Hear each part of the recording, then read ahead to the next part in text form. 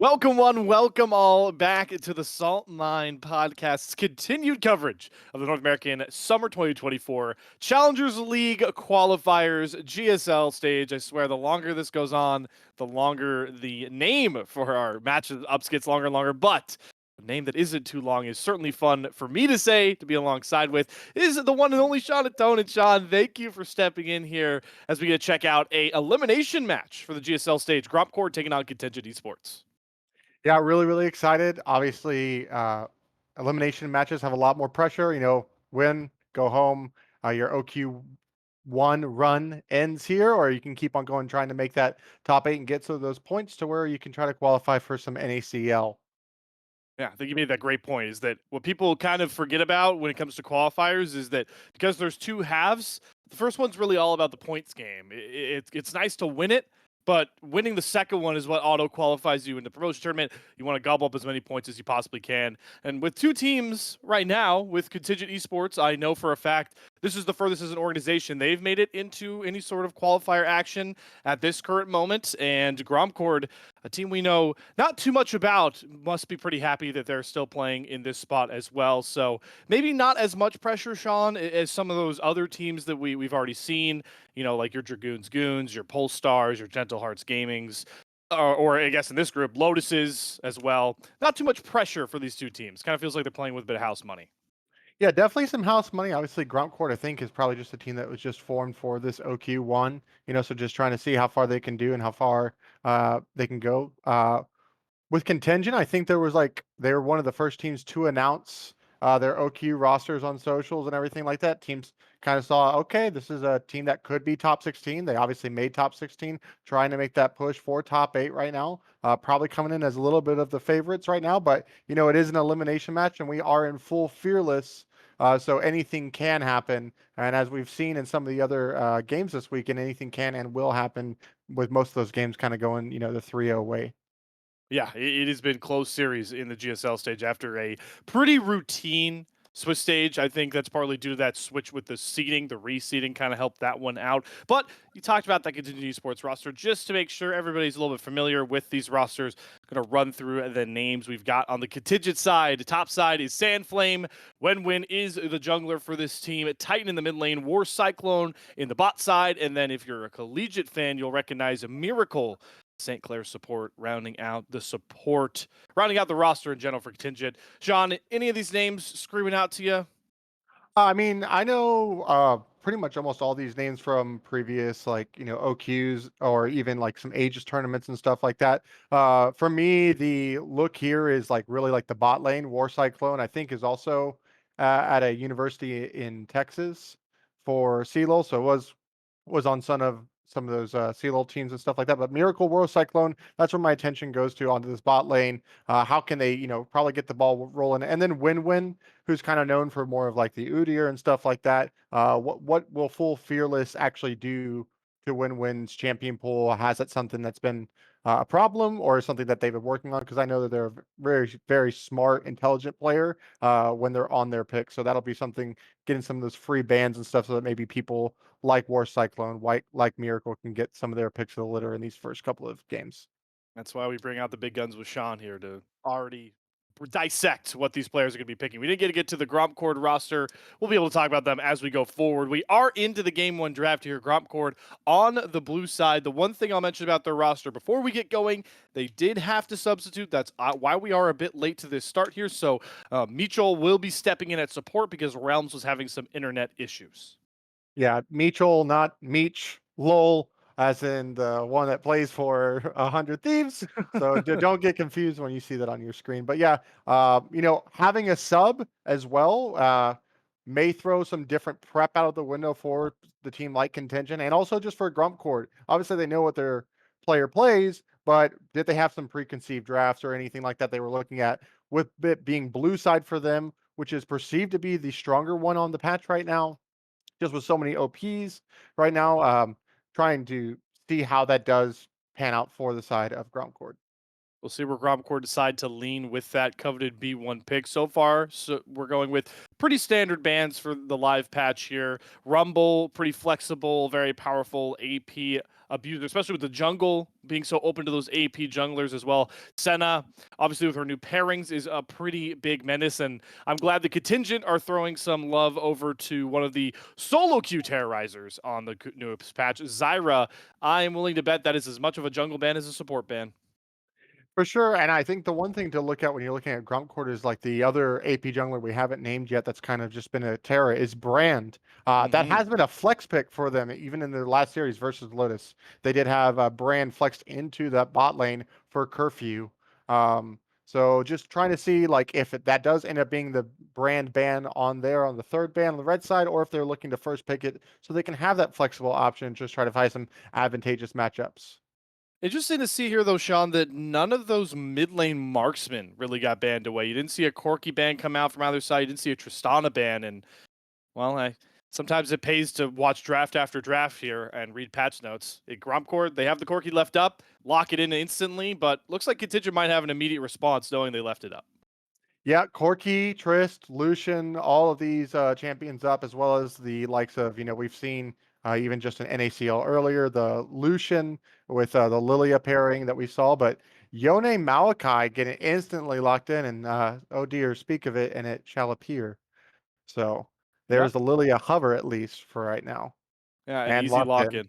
Yeah, that's the pairing. I do think Contingent, you know, it's hard to read exactly what teams are thinking. We're obviously not in their comms, but I got to think with how quickly they locked the Yone in, they were expecting this Corki B1, and they wanted to get Titan on the Yone.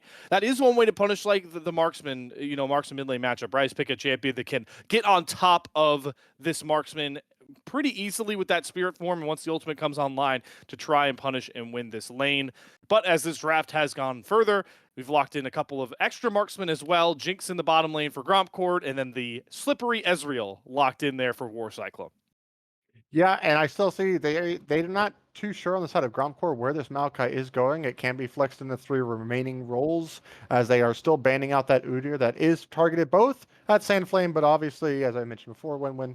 But I actually really like the Ezreal right now. And then you're going to be looking at probably like some melee support for Miracle as what I'm kind of anticipating. So, giving War Cyclone, their Ezreal, get them on something a little bit self-sufficient to unlock Miracle to join up with Win-Win as we do see the Nautilus coming in.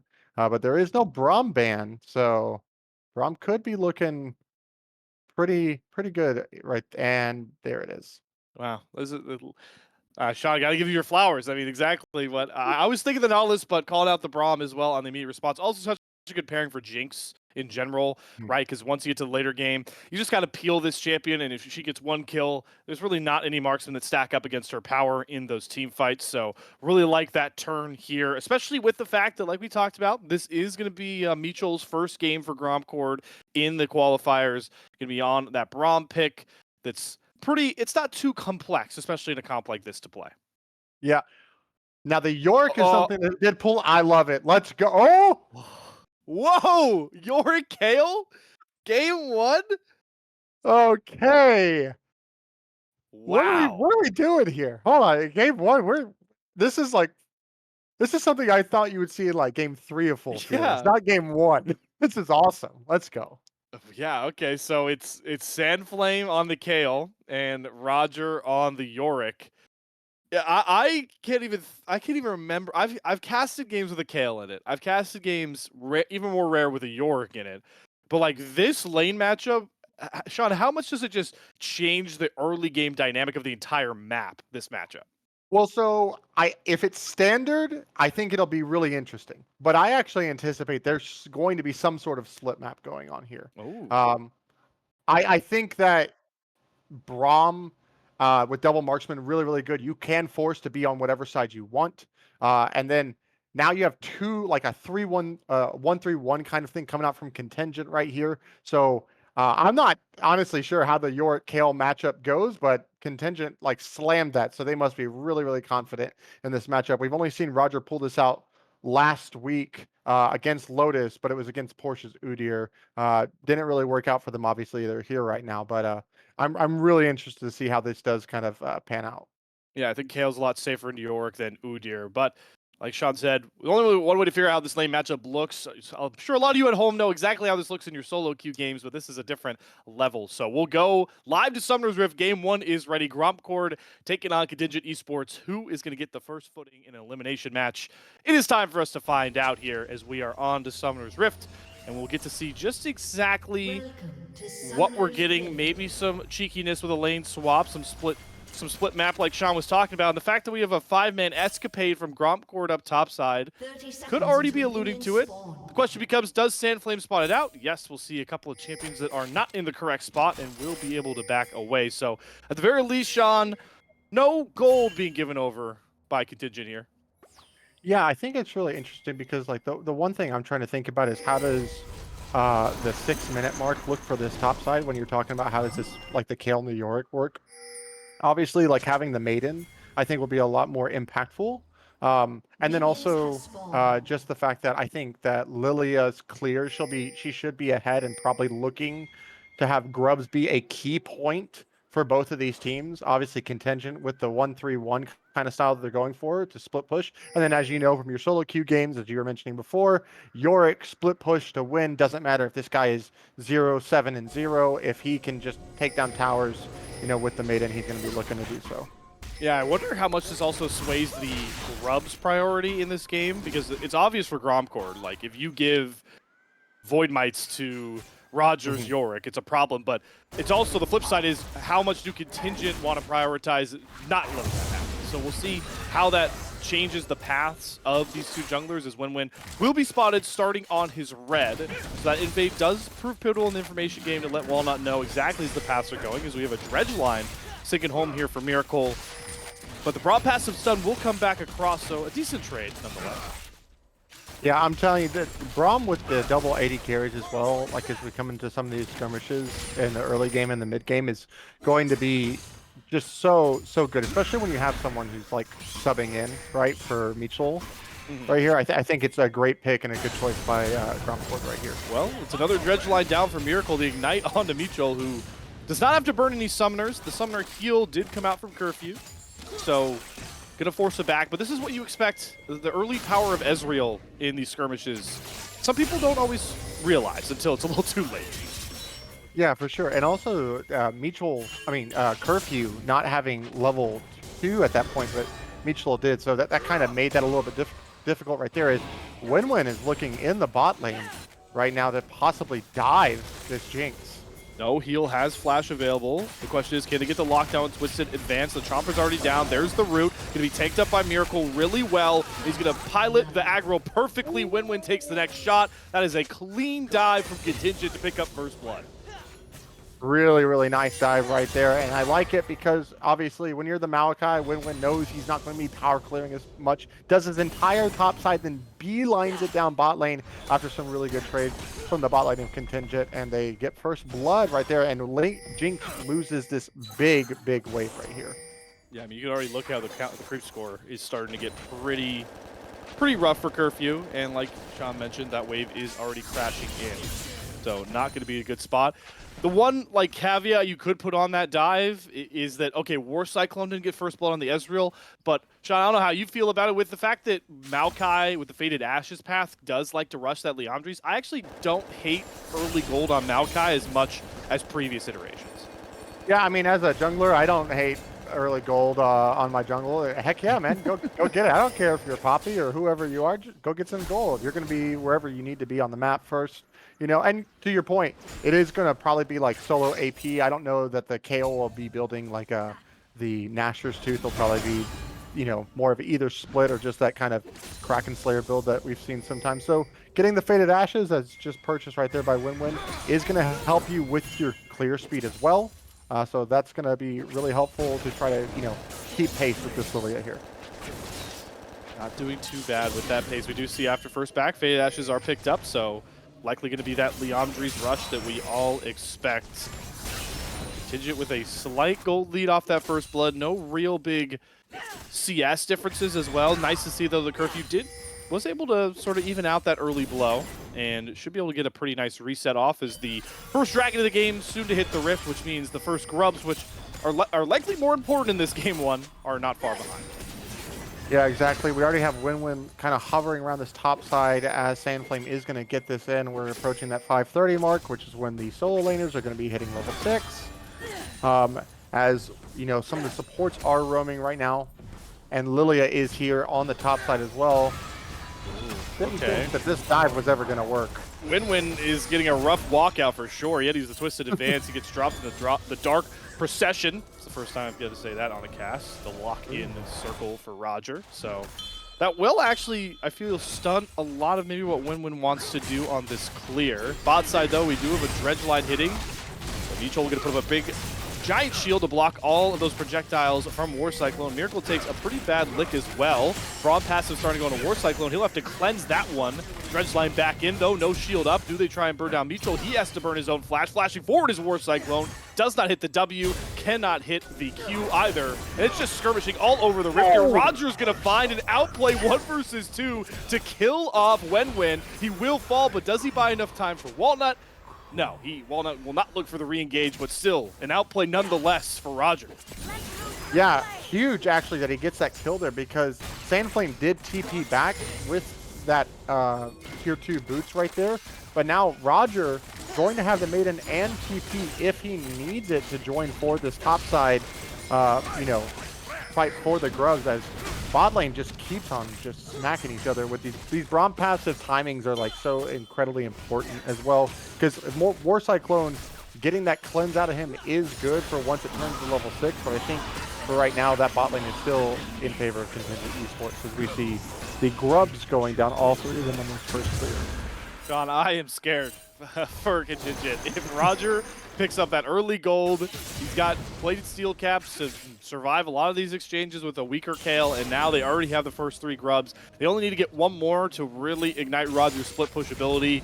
And, you know, you talked about it, Sean. You said, oh, York could be 0-7, and you still got to fear him on the side lanes. What happens when you actually do invest some gold into that split lane threat? Yeah, that lethality, like the Profane Hydra kind of build that comes out from Yorick against a team that's not going to have a true tank. If you don't have Flash and then you get caught in that little cage, the one that you said for the first time that I also just totally forgot what it's called. Dark Procession. Dark Procession. Yeah, if that happens, you're either going to just die or instantly be out of any fight that's happening right there. So, yeah, getting Roger some of this early gold plus the Void Grubs, pretty scary. Pretty scary indeed. Grompcord have the top side to play for, as the bottom lane power, like you talked about, somewhat shifted into War Cyclone's favor. As a real aficionado, I do find it interesting that War Cyclone opted to not rush for the tier Sheen path towards the Triforce. It's not a big change, but usually always see the Sheen tier as the first back. Instead, went for that 1,300 gold possession, as we do have another Dredge line from Miracle. Shield coming up from Mitchell to try and protect, but the first roam from Walnut was there and will pick off Miracle before the advance comes down. But here's the Fate Sealed in the Spirit form to snipe out Walnut. Great window found there by Titan to bring back a trade. And it's just going to end up being that in the bot side between Contingent and Grompcord. Yeah, it was a really nice counter right there by Walnut, but it was also a timer where Titan could move as Corky was in base right there. So really nice play coming out from Contingent, and I really love to see that kind of map movement from the mid laner of Contingent. Nobody onto that dragon just yet either, though. Despite the fact Walnut fell and War Cyclone was up. I find it a little bit intriguing that they didn't decide to jump on that dragon. They still have a bit of a timer, though, with Walnut clearing topside, so potentially after this blue buff. Nope, looks like it's just going to be a reset. See, even Grompcord thought. See, they were the same wavelength. Yeah, that's going to hit someone in a different solo queue game right now. But yeah, I think the idea right there is they probably just want to get some resets in, and they could probably look to repunish bot side, or they just want to have the ability to have a first move with their support on the map. Because, you know, taking the dragon right there going to cost you some time, your window, as some people will call it, to do something. So Miracle and the rest of the crew obviously just wanting to get back on the map first after that happened. Miracle certainly getting out on the rift. Shows top side, but a well-placed ward there from Roger. Keeps himself in the Maiden of the Mist safe as well. If they buy too much time, though, for this dragon coming up, Contingent might put themselves in a bit of a pinch here, because the next set of grubs are soon to come. And Walnut and the rest of grompcord, I feel like, would be pretty happy with trading, you know, 4, 5, potentially 6 grubs for this first dragon. Yeah, definitely. I think, you know, the big thing now, Miracle does have 6. Been waiting for them to get that ultimate. It just kind of depends on, it feels like the agency is with the side of grompcord right now. So wherever they decide to go, you either have to react, but if you trade it for the first Drake, do you feel great about it? Probably not, which is why you see 4 strong on the top side right now for this grub. Probably going to play onto York first, as this drag is being started up first by grompcord, hoping that maybe they can get their Drake and eat it too. Win-Win is positioning that tribe rush. The last dive didn't go so well. The grub's just now spawning. I'm curious to see if Contingent, or excuse me, grompcord will maybe try and move up, maybe a bit aggressive to try and stop this take. No, they'll just surrender a 3-3 split, and Walnut will be content potentially stealing away some of these camps to get a bit of a farm lead that he's already been building on, actually. Yep, he's pretty far ahead right now. I don't know if we can have a gold toggle or anything like that, because it's like 1,000 gold lead, thank you. 1,000 gold lead overall, but really like the most of that just being in that bot lane right there for War Cycle. Does maybe take an engage. Lilting Lullaby out is going to force Miracle to flash over the wall. And you always take a good old-fashioned ult for flash check if you are grompcord. Definitely. So, and now with it being split though, equal power for split pushing, but 2 split pushers versus 1. And I think the problem that I see with the side of grompcord is that if Roger doesn't get accelerated anymore, because obviously it was a counterfeit Kale right there, so Contingent expecting them to have the better side lane push. There's no real way of starting fights for grompcord, right? They're really good at receiving with the Braum and the Lilia and everything like that. So unless, you know, we see a Fika without the 9-man sleep, that's probably what you're going to be looking for to try to start some fights or some flash Braum plays here for the side of Braum. That's a great point, John. Overarching idea is just this might be one of those games where there isn't going to be a ton of 5v5 agency, and if there is, it's likely going to be in the hands of Contingent with the Maokai, the Yone, and the Nautilus looking for those engages. And as much fun as my play-by-play brain tells me, yes, give me the bombastic 5v5 fights that I can scream into my microphone over. It's fun to watch games at a high level where it's a lot more about the nuances of skirmishing in the right spots, timing these side lanes pushes, and all of that. And it feels like what we might be gearing up for as we approach the mid-game. Yeah, I think the next big point of contingency, as that's going to be a super overused word this series, I can see, is the Herald spawn.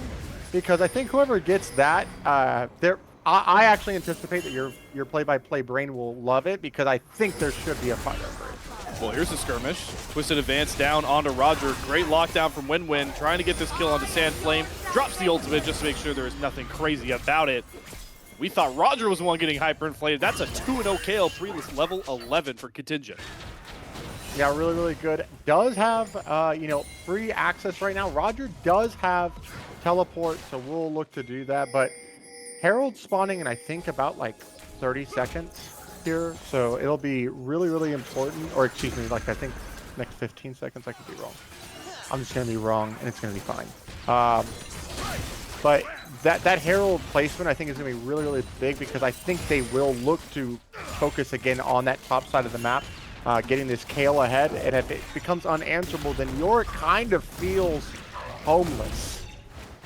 Yes, it certainly felt like from the draft the Contingent were ready for, I don't want to give them all the credit in the world, both these solo lanes that they are matched up against, but at least one of the two with the Yone or the Kale matchup. It's more likely the Kale, like you talked about, because this is their R5 pick for Sandflame. And what is interesting about this Kale, we actually are getting that mostly AP leaning. That's a Gnasher's Tooth Rush from Sandflame's Kale. Okay, yeah, definitely. Can't wait to see what else comes from that, as well as they have dinged over to that level 11, no longer needing 16 to actually be a champion. Obviously, at that point, you become a god. But now just kind of watching this out, and I think the onus really is on to grompcord to make something happen. But again, really hard to make something happen when you don't have actionable ways like the point and click go buttons that are available for the side of Contingent. And they certainly, yeah, it certainly feels like a bit of an agency flip in this game by this point, especially now that the double split push lanes are really starting to show. Titan eventually might look to punish Curfew for overstaying. That's a teleport, though, being channeled by Went as the twisted advance does come down. Double Fate Seal lined up. What a combo there from Went to set up Titan to run wild in spirit form. It's Went to flash away, but he still gets burned down by the Ignite. And it's War Cyclone and Miracle, all of the Contingent Esports squad, showed up towards this bot side turret. And with a couple more autos from the Ezreal, it's going to be 3 kills, cashed in with the turret as Contingent Esports break open this game 1. Yeah, that's absolutely huge. Contingent now going to be in the driver's seat for the foreseeable future of this game. That lead that you have in jungle for your Lilia is nice, but now the Titan sitting at 0-0-4 as that Blade of the Rune team. We have first item power spikes across the board for both teams now, but the second item power spike, you would assume after that big play from the side of Contingent, will be on their side. Yeah, especially with War Cyclone, 2-0-1, and the agreed upon strongest point for Ezreal most games is when he gets to the Moramana with that gold that he just got injected with the bot side play. Should be close to the Manamune, and the tier is not stacking far behind. You see these top laners start to slug it out. The Maiden of the Mist has really hurt Sandflame, though, and does have to force out the Kayle ultimate just to survive. Okay, yeah, I thought Miracle was looking for it as well, but now that they're showing 4 on the top side, and credit to Roger still being able, forcing out that ult right there, and they're going to be able to get this dragon. All right, so we'll find out what soul we have. They're trading outer turret for outer turret. I think trades are generally fine when you are the team that's kind of down in control, but this second one now, if they do end up getting this and kill Roger, we need to start talking about game number 2. Yeah, well, the Nature's Grasp is down. Roger is low. Mutual is here, but the shield doesn't matter in the melees, and he was far too back further. Good block on the shotgun shell of Super Mega Death Rocket coming out from Curfew. Titan should be safe. Good dodge on the bowling ball as well. The Contingent will be able to just waddle on out of there. They don't get the tier 2 turret, but thinking Roger's gold bounty will certainly feel nice. Yep, definitely is good. They do save the tier 2 tower, but I don't think that that's going to be such a big loss that they did not get that for the side of Contingent, because I think it's just standing gold that should be theirs at some point. And this is why Ezreal is actually just really good with this. We're talking about it a little bit in draft about getting Miracle to walk up. He could just be safe from everybody. Again, they don't have any ways of engaging, and Ezreal is one of the safest AD carries in the game. So War Cyclone, he's ahead. He's just chilling right now. He's about to have his 2-item power spike, and he's just yeah, I'm just chilling mid lane, along for the ride. Well, yeah, I think you highlighted well, Sean. The grompcord already have. It's hard for them to engage in general with the composition they've drafted, but even when they look for these engages, everybody in an essence for Contingent is somewhat slippery, right? Maybe if you catch Wen, he's not as slippery. He can root you and try and run away, but it's hard to kill off a Kayle with Divine Judgment. Ezreal slippery. Yone can be pretty slippery as well with his spirit form. It's just going to be rough in my mind at this point for grompcord to really find any agency to engage going forward. Yeah, it's gonna be something where they're going to have to overload a side lane, I think, is going to be the biggest thing, or they're going to have to just send 5 to one area to try to make something happen. And for me, that has to probably be coming from Walnut with some sort of flash play as the Nature's Advance coming out right here.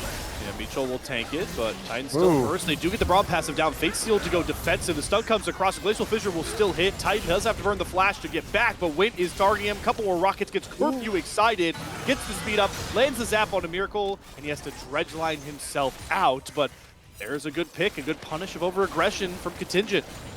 And the big thing is they're going to get 3 towers, I think, over all of this. They just got the top tier 1. They're going to get the mid tier 1. And right now, Yorick is unanswered, about to be answered by Kayle.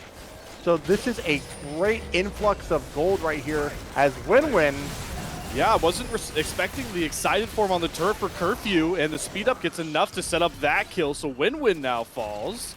The tier 2 turret, I believe, stayed up at the top side. No, that fell as well, so a massive gold injection here for grompcord. It's putting them pretty close. Yeah, so the thing here, this is the problem with 131s that if anyone who's ever like been a player of mine or listened to me coach, I think they're some of the most difficult things because you actually just have to be so disciplined to just, it's okay to not do, okay?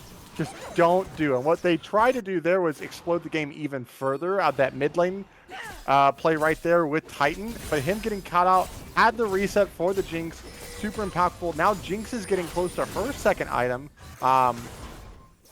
It's still possible for grompcord to come back in this. I still think it is in the favor of Contingent, but now as we get closer to that KL 16, right, I think that's going to be a huge point for their side lane pressure, and they just need to wait it out and just kind of chill. Sandflame's build is certainly intriguing me as well. You mentioned that Kale has a lot of paths, but I was not ready for the second item Rabadons with the Nashers did. So Sandflame's cooking something. Yeah, I'll tell you this for sure. I was not expecting that, and I'm not going to say it's wrong. I have no idea. Items are always fun to talk about and stuff, but 2 items across the board for everyone, nay the Jinx right now, and of course supports. But it's, we're still within that 1,500 gold range, right? It's kind of been back and forth, expanding and kind of contracting back into that, especially after that play that we just saw here that was initiated by Contingent. So I'm really interested to see how they play this one out, because it is Soul Point coming up, and it is an Inferno Soul, something we haven't talked about, coming up for the side of grompcord, while Contingent is 4-man strong on the top side. So either totally okay with giving this over and then looking to pull the Baron, or they're going to just look to 5-man mid on this timer with Roger collecting the wave. I like the sound of the ladder at first, the way Miracle was moving, but it looks like they will just go over towards the Baron. grompcord will have an idea of this because, well, they have the Scuttle Crab vision going down, so how fast can they burn through this Dragon and try and get up for the Baron? The Volleyball going to come all the way across. It actually pulls them off of the Dragon, so grompcord are going to let this Baron go. There's the Twisted Advance down. They're trying to go on to win. The roots are there, and the Corki is popped. Great find there from Win-Win. A big damage. Axel down for grompcord.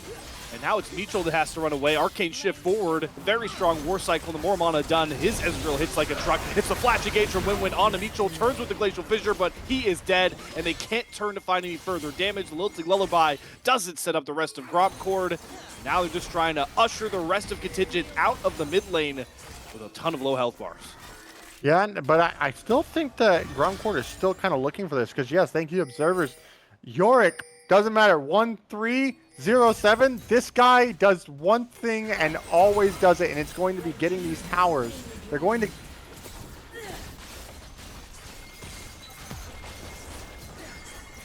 Oh. Yeah, there we go. Yep, turrets are going to go. They do trade a tier 2 as well. There's the Arcade Shift, though, across all. The Fate Seal's not going to lane here for Titan. There's Wit with a big shutdown. The Divine Judgment has to go on top of Titan to keep himself safe, but Wit is just being ignored, and he's ripping through the rest of Contingent. Miracle, good tank on the Rocket, but Wit gets his revenge, and now it looks like grompcord are going to have their shot at the Nash. Yeah, and they should absolutely get this great TP in by Wint to come in and get that double kill. There is a TP coming in behind from double TP from Titan and Sandflame. Oh my god, this is going to get really, really rough. The Baron is picked up, but can how many get out? Sandflame and Titan are trying to hold the line, but a great Bronze Shield from Meech is keeping so much of the damage nerfed. Wint still stands up. Titan will finally find one, but that's all he's going to get. It's a double kill back over to Curfew. Baron in the hands of grompcord. And boy, did this game one just get real interesting. Oh my goodness, man. So it was such a great sequence from Contingent to go top lane tier 2. We're going to pull them on the Baron. Problem is, again, we talked about this, you don't have any real tanks on either side to kind of tank that damage. So when they come in and they try to pull off right there, they do have the tools to do it. But I think after you get the Drake, looking for the fight mid lane is probably just them not keeping track of some of the TPs that they had from Wint, obviously, and his TP right there super influential, and grompcord now wearing that purple. And how dangerous is that with Roger? I mean, you talked about it so many times. It's hard to factor in when you're just watching all these skirmishes, all these fights keep happening. If Roger is not there with Baron on his, on his satchel as well, this guy might just break open the base of Contingent are careful. And now they have to think about that every time they go for anything that isn't jumping onto Roger. Yeah, I think that this Baron, honestly, though, because like I think the only thing that they may actually get from this is, because they're pushing out top wave here from Sandflame. Probably could actually still push out one more, but just wants to be a little bit safe. All right, good, good. Yeah, can push out one more right there. Now that they see some people showing on the map, is the bot tier 2 is probably all that they're playing for. Again, even with the Baron, it's going to help them with their siege, but they're not going to have any way to force anything happen here. So this Baron, I think, is actually just a really good influx of gold for them right now. And this bot tier 2 that should just be absolutely gone because of, Baron, Blood Grubs, and just Yorick being Yorick. But when it's all said and done, I think we're going to come back to another like dragon fight or something like that for the next kind of like big shakeup in this game. Especially if grompcord are just content with taking that tier 2 like you pointed out so eloquently there, Sean. And does seem like Roger's fine with that. Curfew and Mitchell are going to back up as well. But as things stand, we've got a pretty fun gold switch once more. All game, it really felt Contingent were at least 1,500 gold up or more, keeping grompcord at bay. Now it's Freaky Friday on Sunday. We're reversing that with the current standings. What a great movie. Both of the adaptations. But yeah, and now for the side of Contingent, you find yourself maybe feeling like you're a little bit behind, or like, hey, what do we want to play for? Okay, well, we're going to push out our sides, and then we can like just make sure Ezreal stay mid, Miracle, win-win. Let's group up and then attack one of the sides. Whatever side Yorick's on, can we attack that before we do something? Right here. Nice flash burnt from Mitchell right there will be really, really important, I think, as this comes on, just getting these flash burnt on these timers in between objectives. But yeah, just going to attack a side first, most likely the one with the Yorick, just so that then you have a numbers advantage for when you do want to play for some of these objectives. I'm glad you pointed out that flash though for Mitchell, because in general, the flash timers are pretty Contingent favored right now. Curfew and Went are likely not going to have their flashes up for this dragon. Maybe Went will have it right as it spawns. The flashes are available for those main carries as well for Contingent. War Cyclone's going to be as safe as he possibly can be, and Ezreal at this point with 3 items, good CDR, flashing and cleanse up is really hard to lock down, and Titan has that flash to find those angles that Contingent are looking for right now as they step into the mid lane to set up an NA ramp. So far, win-win. Looking to find some potential engage. He has been the catalyst all game long for Contingent anytime they're going for skirmishes. Yeah, and Titan does not look like he's winning that matchup in the top side, as it's, unfairly a 1.5v1 with the Maiden right there, but do have Sam. Oh my god, this damage! Yeah, it's just so much. The dragon, though, is taken in the background, but it's because grompcord are indexing all the way into Roger. They've ran everybody up here topside for the party, and the party's kicking off with the base of Contingent broken open. And the Maiden of the Mist is doing her work onto that inhibitor as well. It won't drop because all of Contingent will have to show up topside. But grompcord are got to be happy with their trade.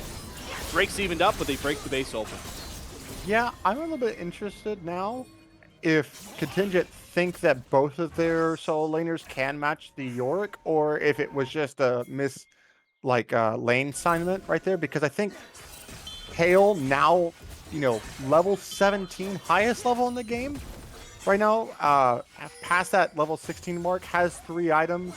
Maybe that should be the one matching the Yorick, because it did not look fun for Titan right there on that Yone, almost going down to just the ghouls. Yeah, the ghouls alone that do an absurd amount of damage. And speaking on Sandflame, an absurd amount of damage, we're just locking in the glass cannon, pure magic damage credibility with this guy. He's got a Shadow Flame done now for his 3rd item. And I believe, if I were to guess correctly, yeah, is that going to be a Lichbane 4th or a Rocket Belt? Something of that variety. Oh man, what builds out of Alternator and Aether Wisp? Man, There's probably somebody in chat going, it's this, it's this. I have no idea. I do not play KO. I barely play AP Champions that would build that. But yeah, so really, really interesting. Can't wait to see what that does become as, now level 18 right there. As we're just one team fight away from the game just being blown wide open. To like more so ending the game as, Gold lead now here at 30 minutes. Not as relevant as they are starting this Baron. Yeah, Titan win-win on top of it. Yone can shred it, trying over, going to spot it out here for grompcord. And they're not having Roger teleport. He is just rushing the base, but the Baron is being rushed down as well. Great Nature's Grasp to make sure all of Contingent pick it up. And now they're looking for more here. Mitchell on the front lines with the shield, trying to hold strong, but it's Walnut that's going to go in for the Lilting Lullaby onto 2. But a split fight's happening as Titan's jumping in the background, but Curfew stays safe, avoids win-win. Titan will find the trade. Arcane Shift rips across all of grompcord. And they are going to try and stick the backs here, channeling them. The War Cyclone's going back in. Mitchell with the shield, but it will not hold to the might of the War Cyclone. Flashing forward, going to find himself win as well. And look what happens bot side. Sandflame's AP Juggernaut knocks down Roger, and Contingent might just go for the win with the Death Timers here. I love that from Miracle trying to block because obviously they're looking to stop the bases from the side of Contingent. But grompcord goes in, Miracle's like, I will give my life for you, Cyclone, let's do this. And they are able to do this. And what was a lot closer game than I think any of us thought, as it looks like Contingent is going to take this game 1 here. Elimination on the line from the first qualifier, and Contingent will strike first after a very entertaining 31-minute-and-a-half game 1. What a start to the series, Sean. I think, I don't want to jinx anything. I've got a wood desk right here. I'm going to knock on it. But I think this is a series that's got to go 3 with the way game 1 went. Yeah, I think that both teams kind of had like the ideas of what they were wanting to do. And I do think that while I think Contingent was in control for most of this game, they did have some oversteps, and grompcord punished effectively and on the right timers. Probably now, hopefully we'll see if Mitchell stays or if the internet issues are taken care of for the side of grompcord. But I'm hoping that this goes for 3 as well, because they're a whole lot more evenly contested than anyone probably thought coming into this one.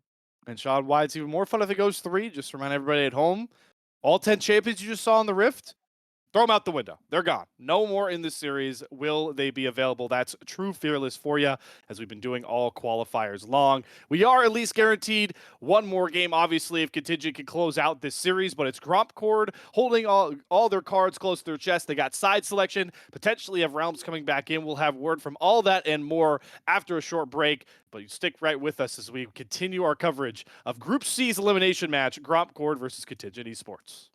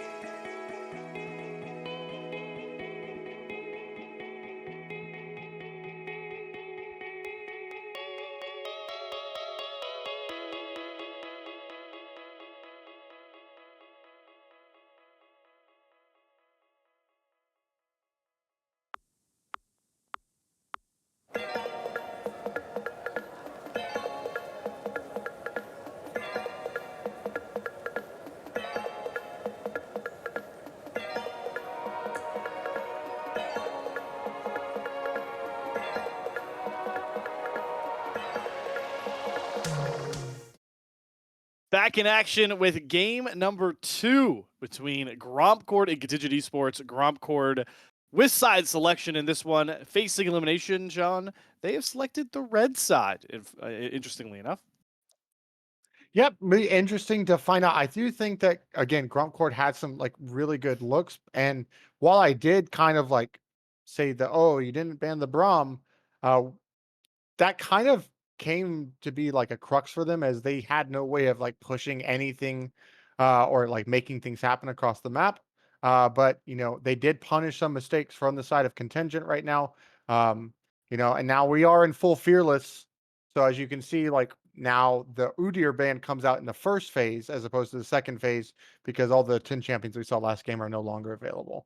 Yep, and I know we don't have any fancy graphics to show off what champions are available, but just to throw out some big ones. Maokai is out of the way. Your Ezreal is out of the way. The Jinx is out of the way as well. Corki and Yone both taken away on top of that. So a lot of champions being cast to the wayside. Hasn't changed the bans too much, though. We still see the Zyra, the Rumble, the Ashe, and the TF. But hey, one marksman gets fearless out in the mid lane.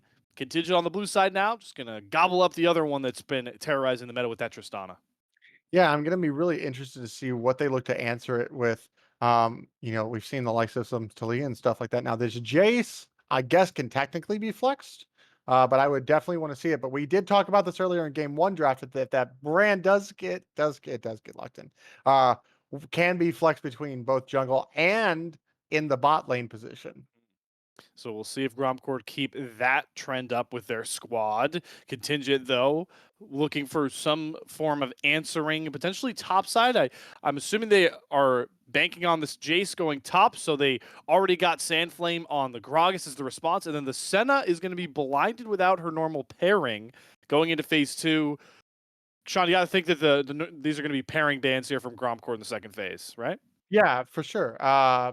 Now maybe they just don't care or they have something that they're able to do. Because obviously you have like the Kench that's still available. You have I really like this Nami ban, by the way, because it could be the brand Nami, which I think is really, really oppressive against Senna pairing lanes. Um, and then we have the Ornn available as well. And it looks like they're gonna pick the Kench out of the two, which makes me think there's going to be some sort of pick tool that they're looking they get out, whether that's a Vi jungle or something of the like to try to pinpoint someone down. We'll have to But see that's here. to The me.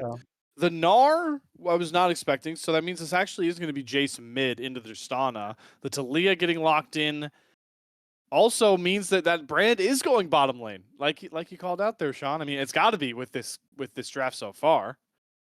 Yeah, and before it's like season 5 or 6 worlds where like Jace bot was like a thing for like 2 weeks only for Right. worlds and everything like that. Yeah. But now, so this is really interesting because you have like pretty solid front line from the side of contingent, which brand really, really does like playing into, but Jace does not. So it's a little bit like, hey, I'll help you, you help me, you shoot the back line, I'll hit the front line sort of stuff. The Gnar was the one for me that I was kind of scratching my head out that we were like, okay, we're just going to do it blind.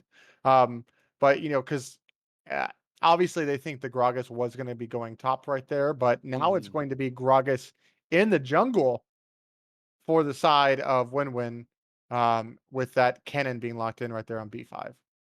Yeah, so the Gragas is going jungle. Kennen for some team fighting capabilities. The Ornn pairing with the Senna.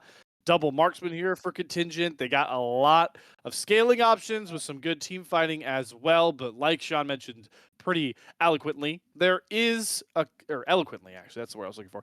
Eloquently put it so well there, Sean. There's a lot of ways to cut down both the front and back side of a fight if you're grompcord. Let's go into Summoner's Rift to figure out if this is the last time we'll see this grompcord roster, if contingent are punching their ticket to a potential quarterfinal spot. All that is on the line already here as we head to Summoner's Rift. And here, Yeah. we're there already. Movie Oh magic. wow. Woo! Crazy. Yeah, the power of television. No, that's a dated reference for sure. I'm old. Uh so okay. I'm just gonna say this right now because we talked about this earlier, or I talked about this earlier with someone else. I, for whatever reason, have a pet peeve for when the support player is the Senna in the Senna pairing lanes. For whatever reason, it just makes me really, really upset. Oh, Well, that is the reality we are in yeah. currently. Fan start though coming out for grompcord, so nothing too cheeky. But we are getting some lane swap shenanigans already. Miracle is going to Mm. stay top side to try and get, I assume, Sandflame a nice first trade into Roger. And this is the nice part about playing the center, right? All she cares about is souls. So leaves War Cyclone to just farm on his own, and Miracle can help out whatever lane he chooses. Yeah, I know. We've kind of seen this in LCS and in other major regions. The just I'm Senna. I'm going to be annoying for like the first 2.5 to 3 minutes of the game and affect every lane I can positively. Whoever my lane partner is, enjoy your time. So looks like that we're what we're gonna have here. Oh boy, Roger. Oh, that's a Senna in my bush. Wasn't ready for that. Starts the hop, but hops towards the wall, so maybe a little bit rougher, but Kennen and Senna don't have too much punch, level 1, so Roger just takes, 3/4 of his HP down. But that does mean War Cyclone's going to get bullied pretty heavily himself. Yeah, I actually I think this Leona is about to like go up towards top, but as we've seen with just any of these like range versus melee matchups, it's really, really difficult for the melee support to even give any help whatsoever. So I'll be really interested to see Titan jump in on that. Yeah, did get the reset as well on the hop.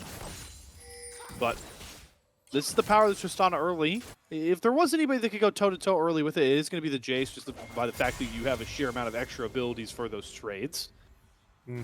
I do think that it's a nice ward there from Roger, but I think it's just only going to tell him of the inevitable that's about to happen because we're about to see this huge wave lost, and he just TP'd back top. So if they get this going, they're either going to deny him everything or he's going to die and also get denied. Gets the double hop, but yep, will get denied that entire wave. Win-win does find the body slam. Does have to flash the snare from Miracle, so they do get the flash off him as well. Walnut having to come over to do some damage control. That's going to stunt both the clear times of the junglers, but most importantly, Sean, like you pointed out, this is a nightmare for Roger. Yeah, he's not going to have access to this wave at all. Miracle is here, though. Ooh, Win-Win, he's under turret, so he's going to get Zenith Bladed with the aggro up there. Realms back into the starting lineup, grabs first blood. We forgot to point that one out, but hey, welcome to the series, Realms.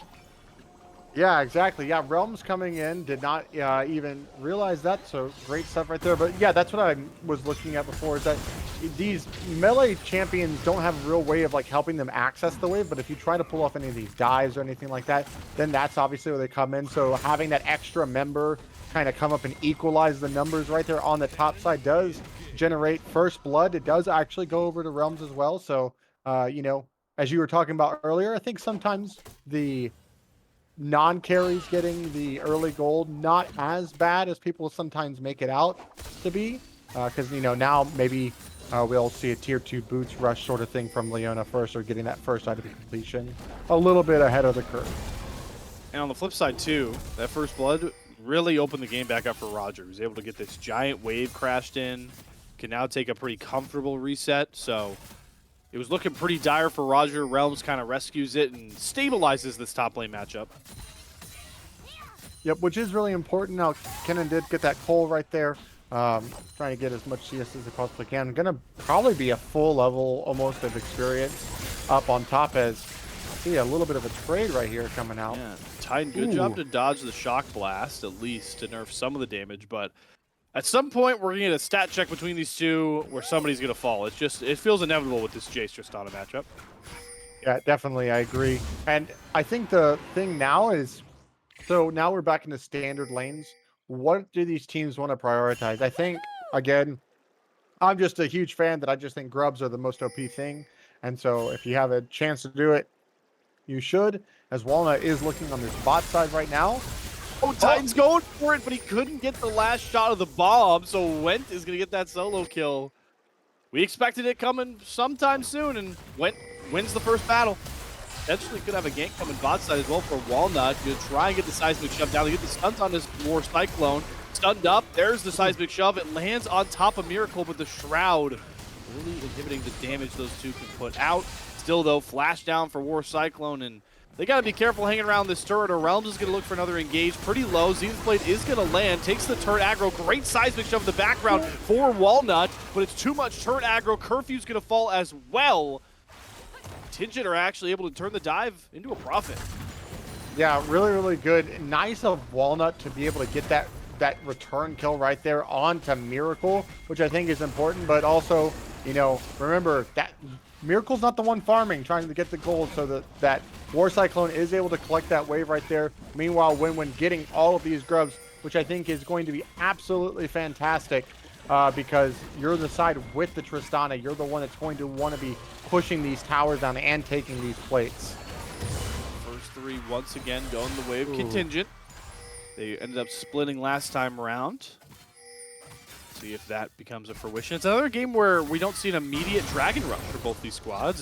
That's an Ornhorn mid. More Cyclone trying to set Titan back up to get back into this lane, but it goes wide. Yep, at least like the look. Probably not going to see a lot of, you know, fighting around that Drake now, which probably should just go the way of grompcord if they want it. Side note, why are Yordles so strong in the meta, man? Like, you ever think about that? No, I do. I think it's just, I think they just do it to piss Ezreal off. See, he yeah. hates Yordles. That's fair. Which also makes it funny that he says, like, you need a map, right? Because you can't find Vandal City on a map since it moves. No. So, a little bit of fun. That's a good point. There.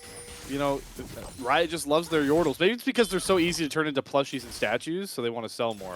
Oh, actually, so true. Yeah, look at that. Like, how can you not love someone in their PJs with a big old rocket attached to their side? The modern creativity of Riot Games right there in fruition. Yeah.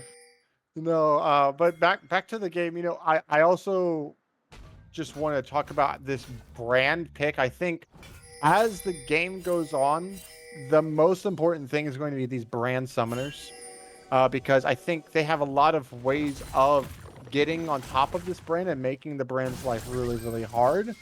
But if Brand is able to survive the initial engagement, I do think that it actually is in the favor of the side of grompcord.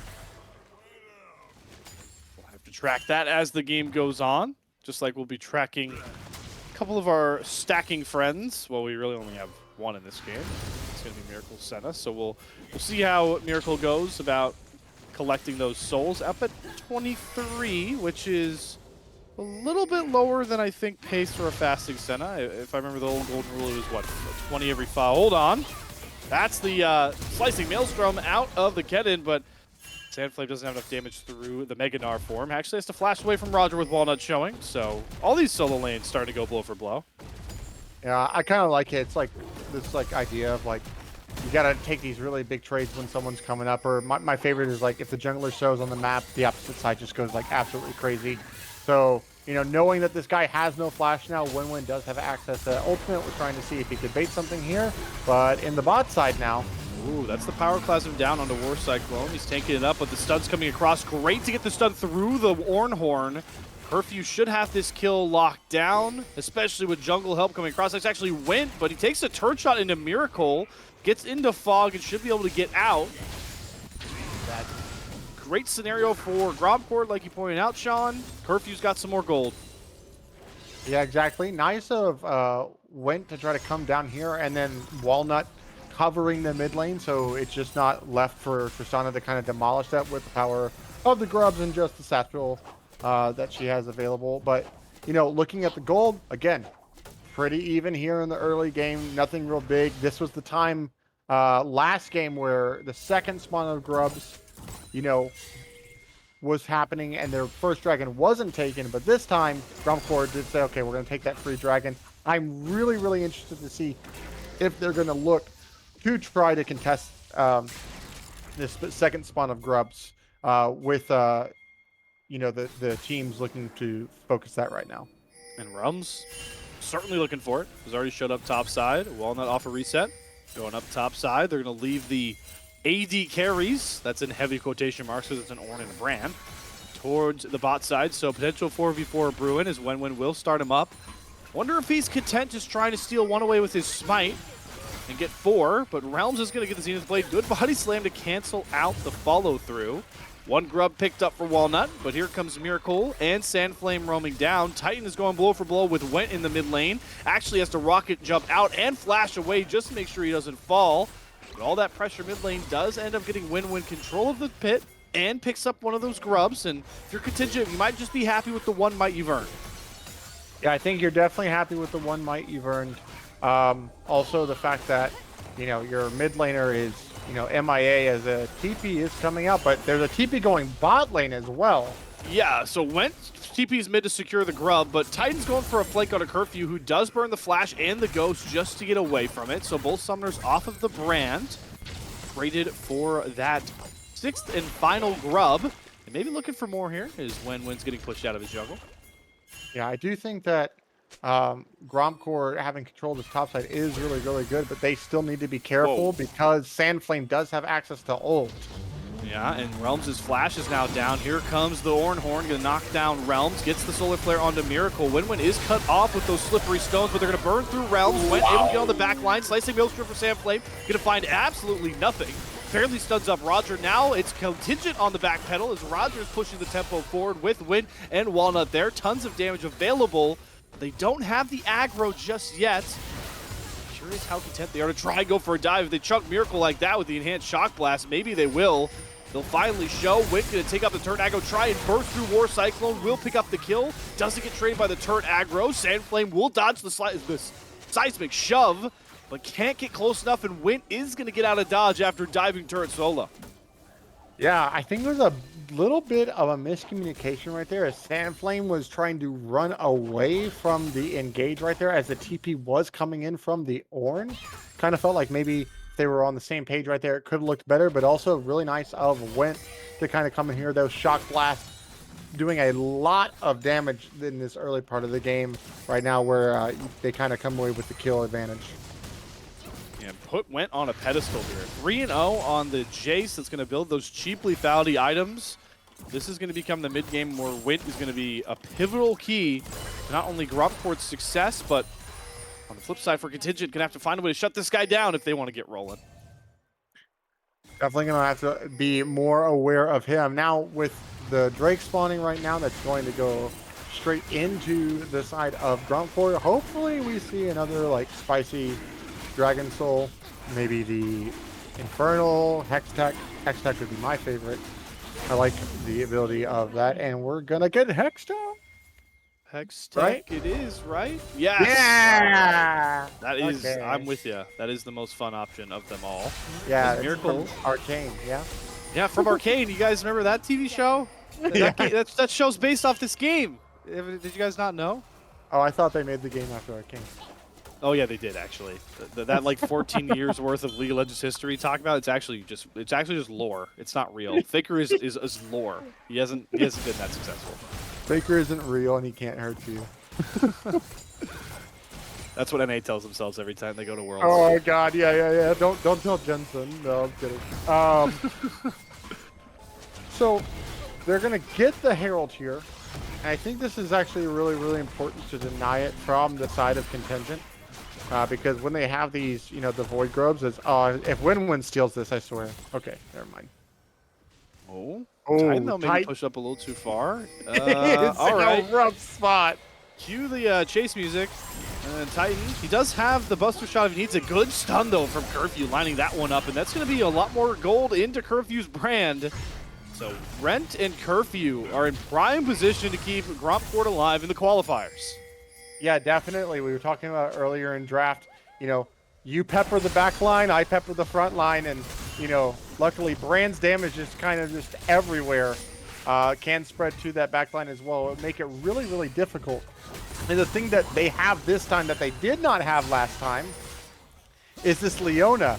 And I want to, compliment grompcord right now with the return of Realms, seeing like they're on the same page, more together. Obviously, having that ability to have the engage tool makes it a little bit easier to operate some of these fights. The Realms looking really, really good now, has been a part of, 6 out of the 8 kills that have happened on the Rift so far. So really good stuff from grompcord. They look to push the tempo. Knocking down first turret gold as well for virtually free. And that should be a pretty good injection to send them right about over 2,000 gold heading into the mid game. And they're going to look for more here onto Wenwen. There's Realms once more, takes the Blast Coat into Zenith Blade, Solar Flare combination to stun up Wenwen. Explosive Cast will go down, but Realms certainly earned that one, and he'll claim it. Yep. And I think the problem is that core 3 that they're looking at from the side of, Contingent, they just don't do enough damage right now, right? Like a Gragas sitting on Lichbane, and then also just the gold havers outside of Curfew were the 2 damage dealers on the side of grompcord. So they're going to take first tower, get a kill, and look to crack open this mid lane tower. Huge power play coming out from the side of grompcord. Yeah, it's going to create so much space. We'll just set up vision lines, go for more pick plays. Makes you a lot more comfortable setting up for these Dragons and Barons. Realms does get caught trying to ride out of mid lane, but that is the tanky Leona with 2 kills to her pocket, so she'll end up just safe, fine, and dandy. But I'm glad you brought up the kind of lack of damage here. Not to rub too much salt in the wound for Contingent fans, but Miracle, I think, is about like 48 souls by this point in the game, and that is a low number for 17 minutes if you're on that fasting Senna. Yeah, for sure. And I just think the big thing for me is like Samflame's finished the coal, and they've gotten all outer towers down before 18 minutes, which probably actually one of my weird favorite stats is like finding a team's like average for first 3 towers that they get down, like what their first 3 tower percentage is. Because like that means that they have pretty good control of the early game, or something to that effect. But now they're up over that 2,500 mark, right around there. So, this next fight is the sole point, and we haven't seen a full-on 5v5 fight just quite yet. So if Samflame can be a part of this, right, and the Mega Gnar is not stacked, which is the big problem with Gnar, always making sure that has it stacked for these team fights. Samflame can be a part of this. There's still a world where Contingent can come back into this game. And they certainly still have scaling available on top of that with Tristana and Senna. They're going to be a problem as this game goes on. So it is an early game, a rough one for Contingent Esports, but they still have a lot of agency to get back into this one, and they're looking to push towards this top side. But Tide's going to get caught trying to roam up. Actually has to rocket jump over the Baron pit wall. So that's 1 member down, cut off from this flank that is Baruin for grompcord. The Ornhorn going to go wide. Wint, though, wants to go all out for Titan. The Slicing Maelstrom down. They do have Wint pinned. That's a big influx of gold. Shutdown coming across, but look at the damage from Curfew's brand. Just sweeping across all of Contingent Esports. Good buster shot from Titan to keep Roger off of them. So far, the first real 5v5 goes 1 apiece. But Contingent taking the shutdown. Yeah, really kind of interesting. We see Contingent wanting to force the top side 20 seconds before Dragon happens. grompcord think they can match. They do. They end up trading 1 for 1, but they're still going to be able to get this Dragon soul point as well. So overall, pretty big win for grompcord, even though you were able to get that shutdown from the Jace. Great point to make there. I didn't even notice the Dragon timer. That is huge. I mean, they are primed for a 24.5-minute Hextech Soul. That will really just lock in my mind, a likely Game 2 win here. And grompcord keeping their qualifiers' hopes alive. Yeah, and now we're looking at this brand working on the Rylai's. Once that's done, it's going to make it really, really difficult, I think, for the side of Contingent to kind of operate these fights. And luckily, again, they still do have like the Ornhorn, and they have Samflame to be able to do this. But here comes the play from grompcord.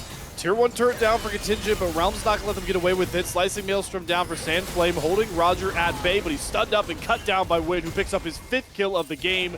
Titan's teleport is a little bit too late on the wrong side of the street. He's going to try and take the Hex Gates out, and he is very happy that we have a Hextech Soul, or he likely is dead in that skirmish.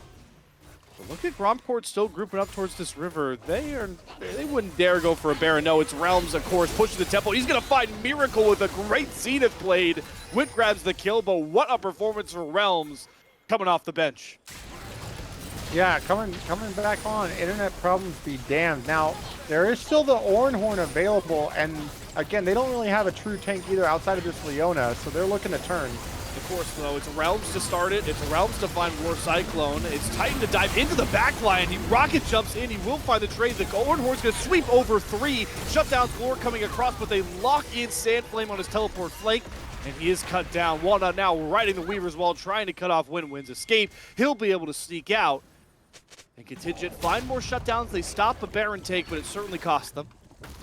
Yeah, it's good that they stopped the Baron. I don't think that was ever a real look from the side of grompcord, just because their health bars were fairly low, even though they do take it quite fast with that brand. But good to stop it. But now you're on a timer if you're the side of Contingent Esports. You know, you used both of your TPs are down for these next couple of minutes. And for whatever reason, I thought that Win was trying to body slam Miracle, and I got really concerned. But yeah, now you're on a timer. Soul is up in 2.5 minutes, and they could just give it from the side of grompcord to focus down on this Baron. It's a nice position to be in, without a doubt. Miracle is starting to try and scale up a bit. He's now reached that 3rd echelon of range, got over the 60 hump.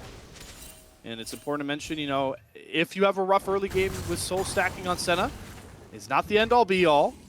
If you keep finding these windows, this is where you can collect the most souls at this point in the game, when all these waves are pouring in and you can pick them up from teammates. That's a scouting Dawning Shadow to make sure Baron is not being taken by grompcord. Definitely so, and I think the hard part here for me, and this is kind of in some ways why I like it better when the... Oh, well... War Cyclone wants the engage. They do have curfew. What an explosive cast from Win to set him up on a silver platter. War Cyclone will get traded out, but he is the frontline Ornn. Problem is, it leaves Titan off to the side. He gets the buster shot onto 2, but not onto Wint. And Walnut grabs that kill.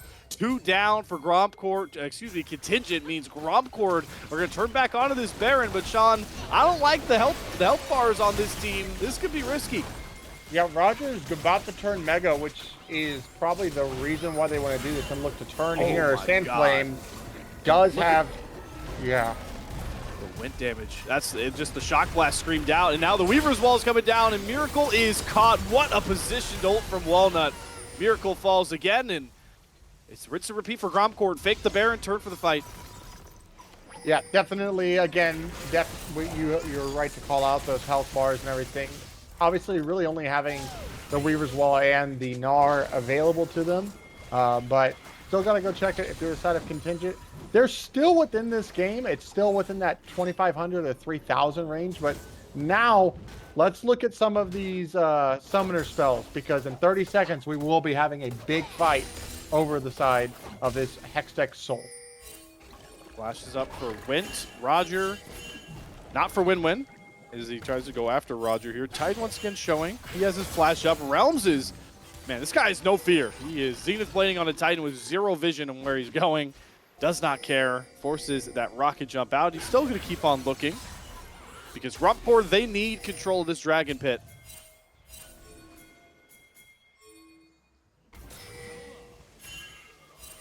And they've got it. They've got that control as well. Rook going to come across, though, onto Realms. Has to flash over the wall away from War Cyclone. So that is a key summoner down here. The Dragon, though, is being started. They do have a pick, and look who it's onto. Realms is locked up. Another great explosive cast from Win. First pick goes the way of Contingent.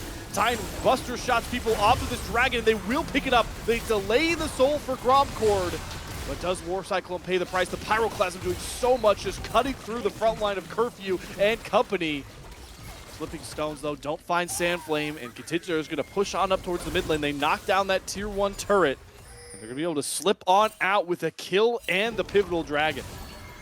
Yeah, I was really worried for a second that they were going to try to look for Baron after that, but it was nice. They found the pick on the Realms right there. Nice use as well from Titan, who is kind of like zoned away by Roger to use the Hex Gates to get onto the other side of the fight. And then also use the Buster Shot to kind of buy space and time to get this Dragon Soul denial from them. But the problem is now, again, is that they can look to just do this Baron, pull out your TPs, walk away, or if you don't answer because of the, you're collecting your sideways right now, they can just burn through this Baron because of Brand existing. Oh, they nearly try to catch Sandflame. He flashes over the Weaver's wall. Now he has the Slicing Maelstrom his way out, but he doesn't get the kill onto Walnut. Realms picks up another, but win! He just wins. Flash Explosive Cast, give me the trade. Oh my goodness. Yeah, that's actually really, really huge right there. They're going to be able to try to get this mid lane tier 2, but Winwin's not going to be a part of the fight. It's going to be really hard. They're getting flanked. Curfew already popped the Ghost. He wants to drop the Hammer of Damage. There's the Pyroclasm. It's going to hit all of Titan, Miracle, and War Cyclone. But no follow-up damage just yet. Realms is looking for another great engage. The Zenith Blade falls short, but he still gets Titan's Flash. He's going to Solar Flare onto War Cyclone. And once again, it's the Ornn paying the price for the sins of Contingent Esports, as he will likely drop for another time. Yeah, and I think the pings onto the Baron right now are exactly what I'm thinking, is that they know that this timer, with Ornn being down, they have no front line, and there is no flash on the Sandflame, so as long as we can mark him, we can start this Baron and do it right away. What is going to TP into the fight right here, and this, for all intensive purposes, excuse me, should be a grompcord Baron. Will they stick to their guns this time? They're burning through it. They're not looking for a turn. Maybe with Realms, though, they do get the engage. It's on to Winwin. Great Zhonya's, but he's still trapped in all of grompcord's might. Gets the explosive cast down. The Baron is not being completed. Titan's getting a free hit. Sandflame does cut down Wint, and the Baron was never taken. The health bar reset somewhat.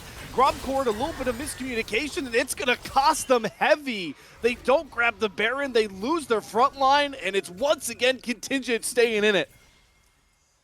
Yeah, I don't know about that. I actually thought that the burn call was really, really good and that Leona could have just looked to possibly just zone out Winwin right there. We knew Winwin also didn't have flash because of the previous play with the flash cast right there.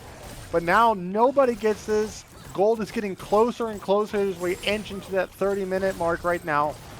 You know, I don't know what our Sin Soul tracker is, but if it's over 80, then it's going to be starting to look really, really close. It is, I believe, 84 now. So this is kind of the point to where Senna is going to be starting to apply some of that poke onto the likes of, you know, the Jace, the Brand, and the Taliyah to make their life a little bit harder approaching some of these fights. Titans at 3 items as well, Sean. We have Ornn augmentations coming across. War Cyclone just now hitting level 13.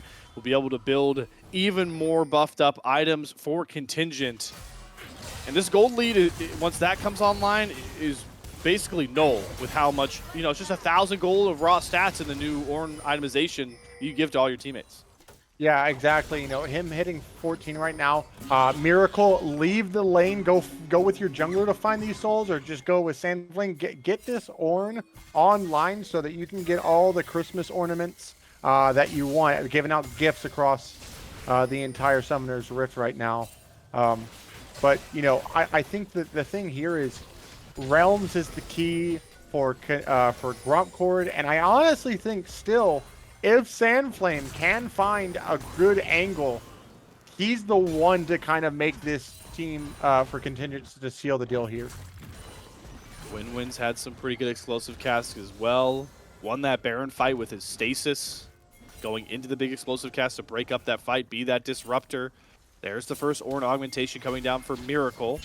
Gets the buffed up Youmuu's, but watch Realms. He's looking to flash over and find Miracle. Gets the lockdown, the Solar Flare, all of it. It's enough with Walnut's damage coming across. War Cyclone's caught as well. Roger teleports in. Titan will find one trade at least onto Walnut, which does make a Baron or Dragon call for grompcord a little wacky.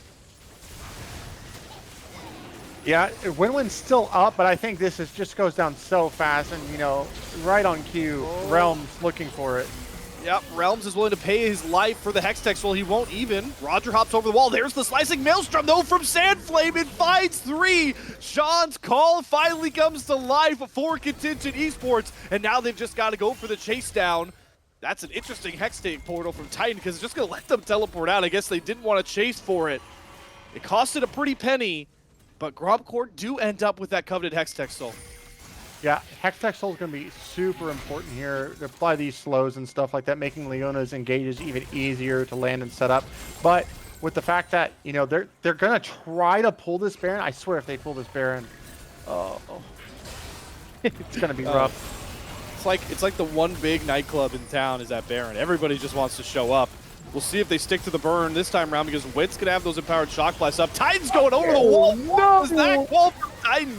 Gives the shutdown over to Walnut, and now the Baron take has got to go to the wayside, especially with Witt chucking Sandflame down to about half HP. Roger's Meganar is up, but Witt does go down. Miracle will find that trade. Can Roger find a big hold? It's Witt with the engage flash body slam. Nearly kills off Walnut. He's still up though, but the Horn will find it. Roger looking for the re-engage, slams 2 into the wall. Here comes grompcord, all the carries down for Contingent. Witt goes into the stasis, but it's far too late. It's another Baron fight close, but this time it swings to grompcord. What the hell did I just watch? Oh my god, Titan sends his regards into just... I think he just thought that Talia was there by herself. That's going to be Baron going over as well. I would love to see them just stall this for like 10... Okay. Could have had it on the Jason. No threat of ever being taken. Regardless, this is really, really good from the side of grompcord. Only thing is that you have 4 minutes to end the game, because what you don't want, and I don't think what anyone wants on the side of grompcord, is to have a possible Elder flip. So you have 4 minutes, you know, to do. That's 8 waves to work with. End the game by that time, and then you'll be fine. They've got Baron on 3, Hextech Soul on 5. Big item power spikes obviously in the cards as well. Shout out Roger with the crazy Gnar scoreline of 3-0-13. That's nuts. Yeah, the Gnar actually has been, it's like, I wouldn't say it's necessarily been as impactful as maybe I thought it would have been, but it's obviously as impactful as grompcord thought it was going to be, because they, you know, picking that right there on R3, and it's been doing some really, really good work. I still think it is the Realms show right here, right now. So, you know, they're taking down these outer turrets. Probably going to be what they're looking for at minimum is all 3 of these outer turrets after taking all 3 of those inner turrets after taking all the outer turrets by that 18-minute mark as we were talking about earlier. But Horn going in the bot lane. Yeah, Horn into explosive gas combo. It's his Swedish chocolate, and Went will be picked off, but they're surrendering their base on the other side. Roger knocks down the top inhib turret. The 3-man stack of Curfew, Realms, and Walnut will knock down the middle one. But no inhibitors falling just yet, and Win and Miracle are on the flank, looking to see who they can find. Realms might look for a turn here, though. Win in the front does have the stasis, has to go into it. Gotta think he's gonna drop the explosive cast, but that's a great seismic shove. Walnut finds the pick. Miracle's getting hounded by Roger on the side. Titan looking for the jump in, does not find the rocket jump reset. Roger's gonna go Mega. 2 people drop off the map. Boy, has it been close as it has all game long, Sean. Yeah, and this, you can just see the work of this Hextech Soul doing so much work and being super annoying. I do like the play from Contingent, though. If you deploy on 3 lanes when you have Baron, one of those lanes need to be punished. And they punish, obviously, the side that went right there. He will be keeping in right now. Realms just delivered the Pyroclasm to their back line, and they're getting chunked out so heavy. The inhibitor's going to fall. Gotta think the top one goes as well. The dreaded triple inhib is a reality, and you can see that grompcord know it. They swing down bot to knock down the last inhibitor turret while Roger takes the topside inhibitor.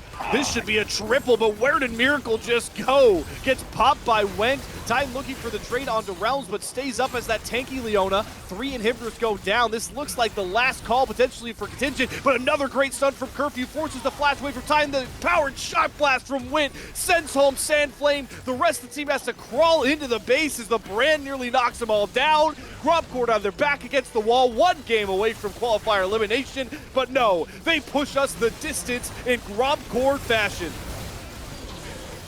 Yep, gonna be a tied series right now. 20 champions gone. You've used your brand card, which is pretty on brand for grompcord. What do we have left in this final full fearless game? That becomes the question, Sean. But that I got to give you your flowers. You pointed out how grompcord have liked to play drafts, how they like to play games in the past. I know they brought the brand out in the Swiss stage for a win. They got close against Lotus. They lost with it. And in the game that mattered most out of all the examples of that brand bought with Curfew, they win the one that's most important. And I'm sure you want to talk about as well. How impactful was it they got Realms back in here? You could just see it in that game too. I mean, it looked like they had focus, they had control, they knew exactly what they were wanting to do. He was wherever he was, plays were being made. The Leona, the flash over in the mid lane that secures the soul, huge. Realms really, really showing up, and I'm just super excited for this game 3. We got some wacky champions in game 1, some more standard from both sides in game 2. Game 3, can't wait. 20 champions off the board. These teams already prioritize just banning champions away. We've seen the Ash get banned away constantly, the Twisted Fate get banned away constantly. More champions as well. Let's see how this draft adapts. Both teams have prioritized the red side, but it's now once again Contingent that have that selection. It's the third straight series for me that goes the distance in True Fearless, and I truly could not be happier about it. We'll be live with that Game 3 draft after another short break. Stick right with us.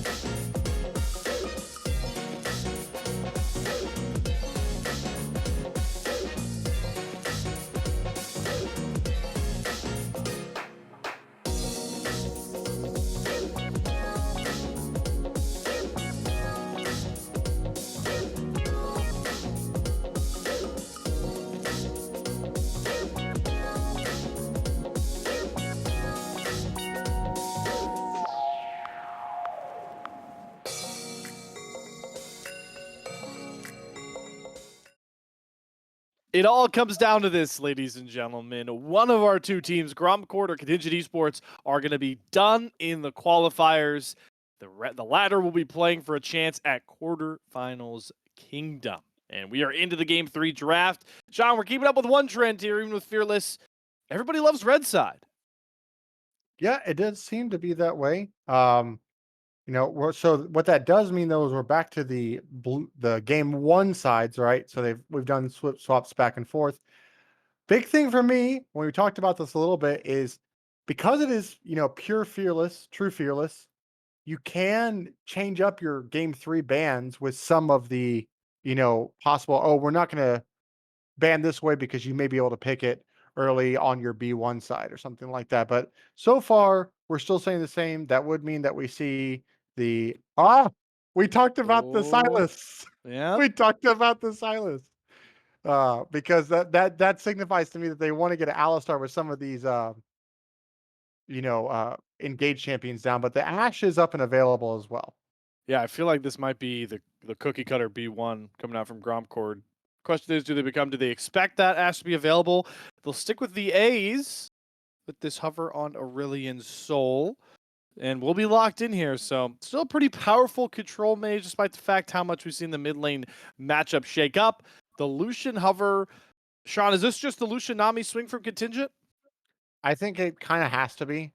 It also could be um, nothing else because that's what they're going to lock in right there. But you mentioned that in our, in between the scenes that, some team, if they want the Lucian Nami, they can have it. Looks like Contingent wants it. But what that does mean is it's probably Ash and I'm not sure. Maybe Karma, the Rel. Okay, so they're looking for some of the Ooh. engage. Can be pretty well punished by Nami.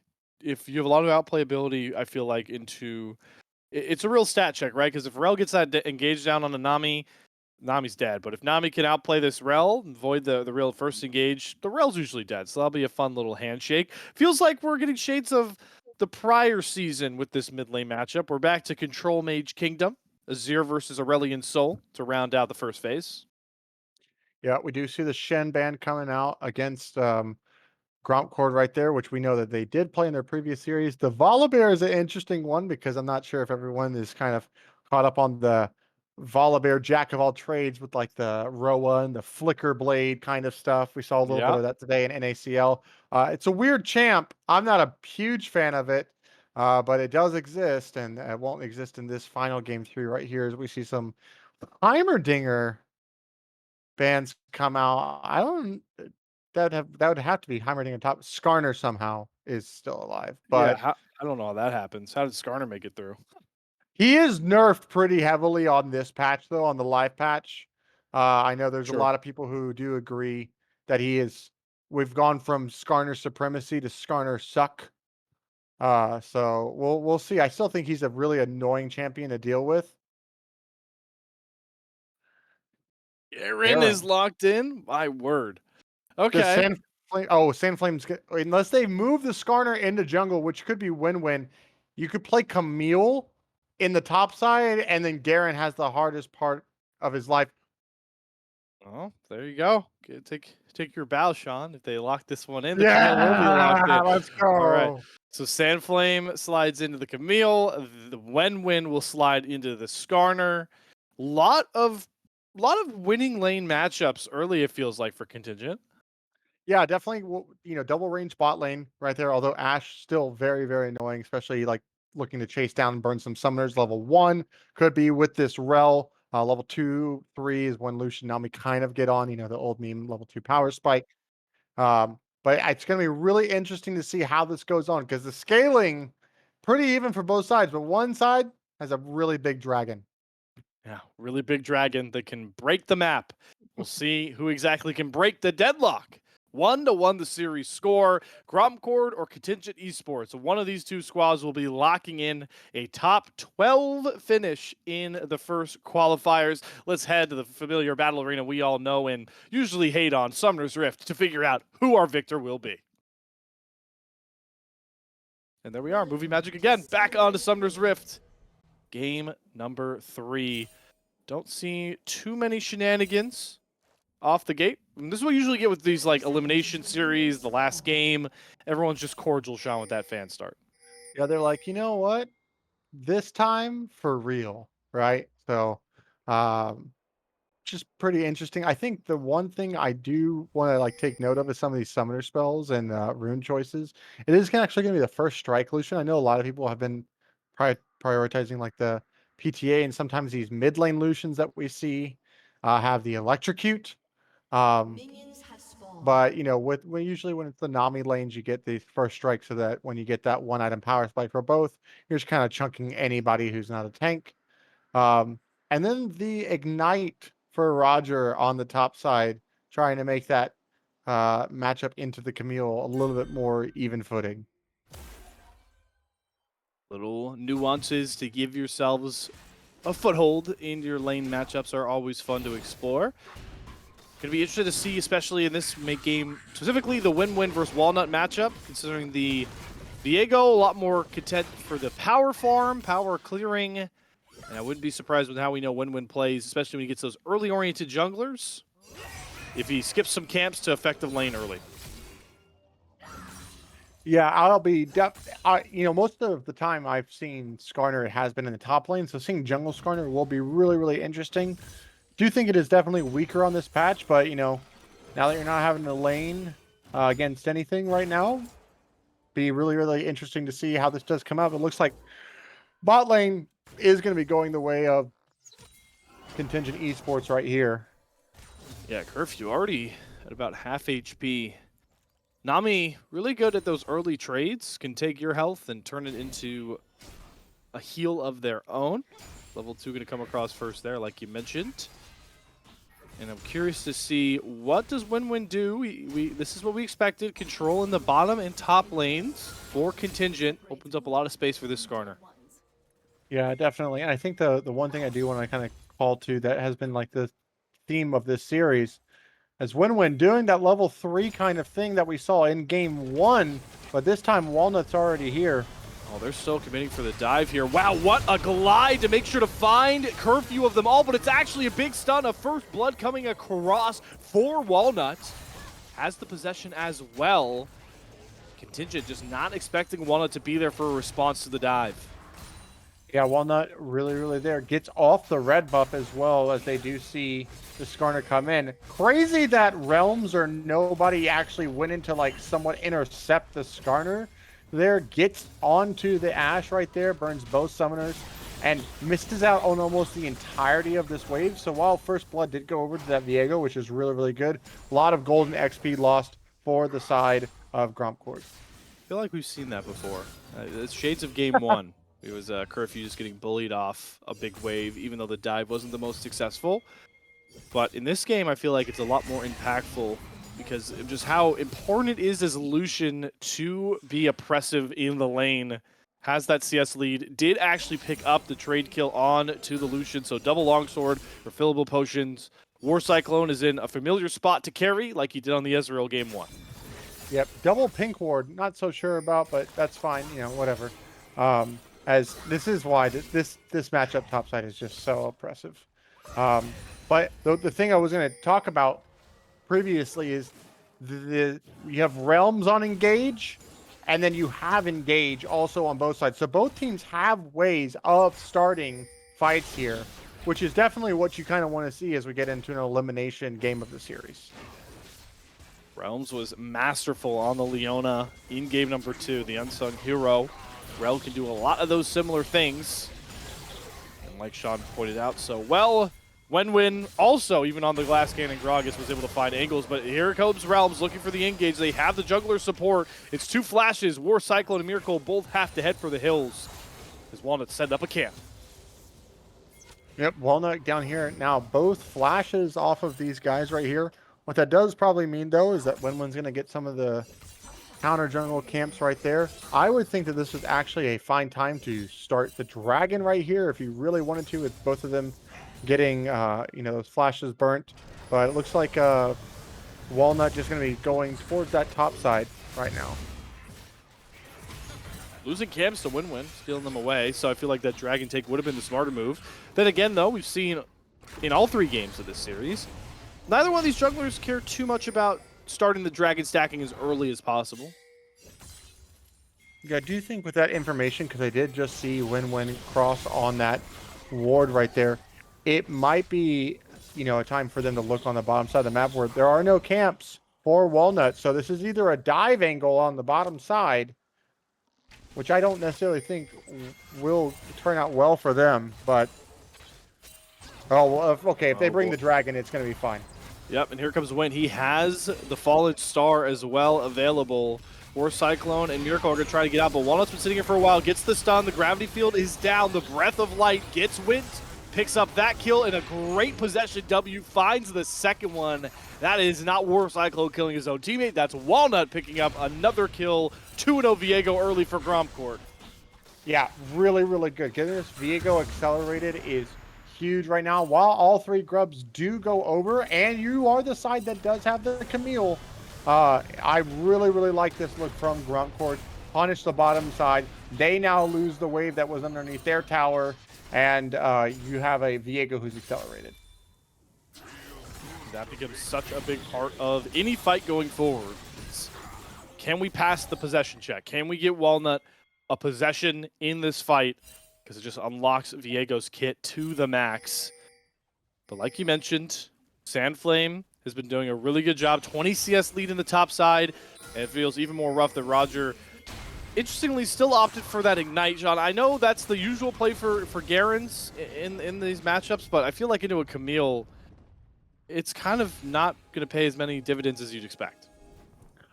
I mean, you kind of got to go with what feels best with some of these players, right? Like, okay, I'm just going to do this. If he ever overextends and tries to kill me under tower, I have this Ignite now. Or if I ever fight, like he messes up, then I can try to do something.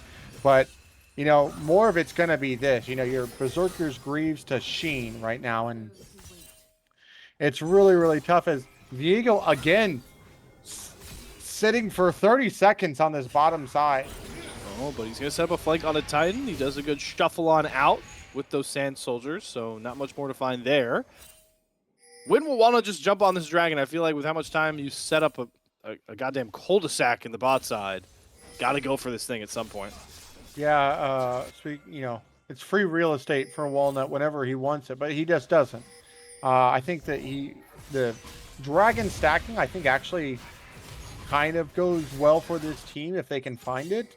But it just seems like there's not many angles past that one timer where they actually used it for the bottom lane dive, which I think is better for them long term. Overall, Sandflame kind of zones off Roger right there, and like this is so great. It's going to start to slow push back. If Roger does base, then he's going to miss out on the entirety of this wave, and Sandflame just kind of playing a little micro game while everybody else on bot side's like just wondering where Viego is. This micro game is actually giving the gold lead in their favor, but it's War Cyclone once again getting dove on. Walnut pulls up once again. Win was just a little too late to the play. Gets the double impale, but he gets stunned by the Crystal Arrow. Good stun comes across from Realms. That's a double kill over to Walnut. No trade from the turret. And the Space Dragon also showing up means Miracle can't even stay near their own safety turrets. This is a 4-0 Viego for the 23rd seeded grompcord. Yep, grompcord looking really good. And this Viego, you look at the mini map and you're like, God, he's just been standing here. He's down, 12 CS. But then you're like, wait, he's only down 12 CS and he's 4-0-1. Okay. Time well spent, right? As Roger's just kind of like, all right, y'all just keep doing that. I'm fine taking the L on the top side. Yeah, I mean, it's paying dividends. The gold lead now in the favor of grompcord. Kraken Slayer already done for Walnut, and he is up 1,200 gold on his own over his counterpart. Yep, and that is the basic, the entirety of the gold lead right there, as the 800 difference as well is in the top side where it's 98 to 68, 30 CS lead for that Camille, trying to get closer to that Trinity Force power spike, which, when you think about it, there is one saving grace for the side of Contingent Esports. It is that Hextech ultimatum. So if you can get on top of Walnut, who is seemingly the entirety of the team right now, and blow him up, collect that, and deny that, soul reset, then that's one way that they can win some of these mid-game team fights. Man, War Cyclone is not allowed to play the game right now. I mean, they're pushing him off the turret. Walnut is so strong as well with the mist that he can just hang out. They're pushing pink wards into these aggressive spots. Like, this is just getting so rough for Lucian that can't really afford to be this starved early. Yeah, definitely interesting. You know, Win-Win has been able to, he's going to get all 6 of these grubs. And then True. if they can transfer that into topside, maybe taking down Roger right here with the help of Sandflame, I think that might be an avenue to like kind of relieve some of the pressure, because then if you can get Sandflame unlocked from the top side, you can transfer that into the bottom lane, because you always have TP advantage since you have 2 of them. And I just think that that's kind of their key and way back into this game. Certainly is, especially when Sandflame's hitting that hard early. Sandflame is getting baited in a bit, though, by Roger, because Walnut has finally realized there is a top side to play for, but so does Win-Win. They're going to try and drop down the Demacia Justice, though.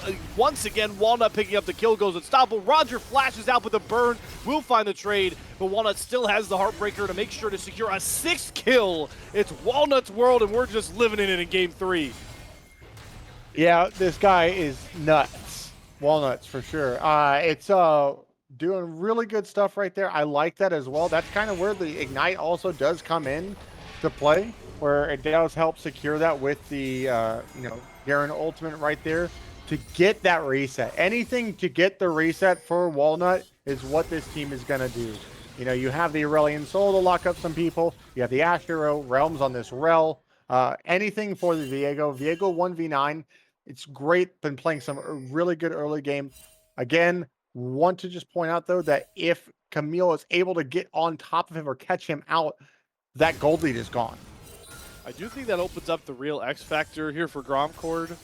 Their B1 pick on this Aurelion Soul. I think we saw that Went is already at 100 Stardust. He's doing well there. He's 1-0, farming fine.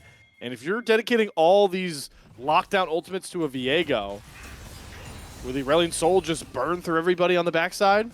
Something you got to think about. Definitely have to think about that. First item, power spikes, you talked about, right here with the Kraken Slayer already being done. Rylai's being completed. Static Shiv on the Ash. As well, Heartsteel for the Skarner. Then we have the Trinity Force finally completed as Roger. Okay, I don't know if this is a kill, but... No, it should be. Here comes the Mites, though, to turn aggro for a bit, but Win-Win doesn't get the stun. And Roger's going to brush it off. Maybe he's having a little bit of fun now, soaking up all this pressure for nothing. Yeah, and, you see jungle on top side of the map. Viego knows exactly where he's going to be, bot lane, and, Contingent's probably like, please, guys. This guy has been bot lane all game. Oh, the arrow sinks on to Miracle. The stun chain puts the Nami up for Sushi. And it's a godlike Walnut at 13, 14 minutes. Yeah, now, while that happened, on the other side, Roger did die. So they're able to get some of these plates down. First tower is going to go down on the bottom side, but because of the power of 6 grubs, they actually almost equal it right there. Going to get 5 plates, I think, also for Sandflame, if that last one did come through. So Camille going to have a lot of gold and will be able to almost one-shot anyone in this game currently. So that is going to be really big. 2,000 gold almost ahead of their counterpart. But that is not only to be outdone by Walnut, who is 2,000 above his counterpart in the jungle. Yeah. Great points made there. Great focus from Win-Win on these top lane neutrals. Talk about the 6 Void Grubs. Now they get Shelly in their pocket as well. And turrets are an easy way back into the gold game, especially if you want to try and knock down this mid one. Going to be pretty hard to knock it down outside of that, I got to think, Sean, because of how well the wave clear really goes, especially with Went on the Space Dragon. Yeah, wave clear will be something that, is, I think, more in the favor of grompcord. Obviously, Aurelion Soul right here just going to be able to put the E down on the wave and just kind of be like, I don't care anymore. Interesting that they have their duo lane on this top side. Got to be thinking that they're wanting to crack open top tier 2 and maybe try to kill Roger on it as well. Because with the use of the Herald, because I kind of would have thought they would want to have fought for this dragon, given the fact that they do have, you know, Roger showing top doesn't have TP, but they'll give this up, and let's see what soul we get. Ocean. Okay. Ocean for game 2. It's going to come around a bit later, but that's how it's been all series long. And it's certainly another pivotal soul. You certainly like it more in spots where you're playing against like poke comps, where you got to really out-sustain whoever has their firing lines, but you'll never be unhappy about getting that extra healing. For sure, for sure. Especially in the, you know, the meta where everyone's wanting to build Warmogs now. Now, if you get it, you kind of get your own after some out of combat stuff. But looks like they're trying to make a play here on mid.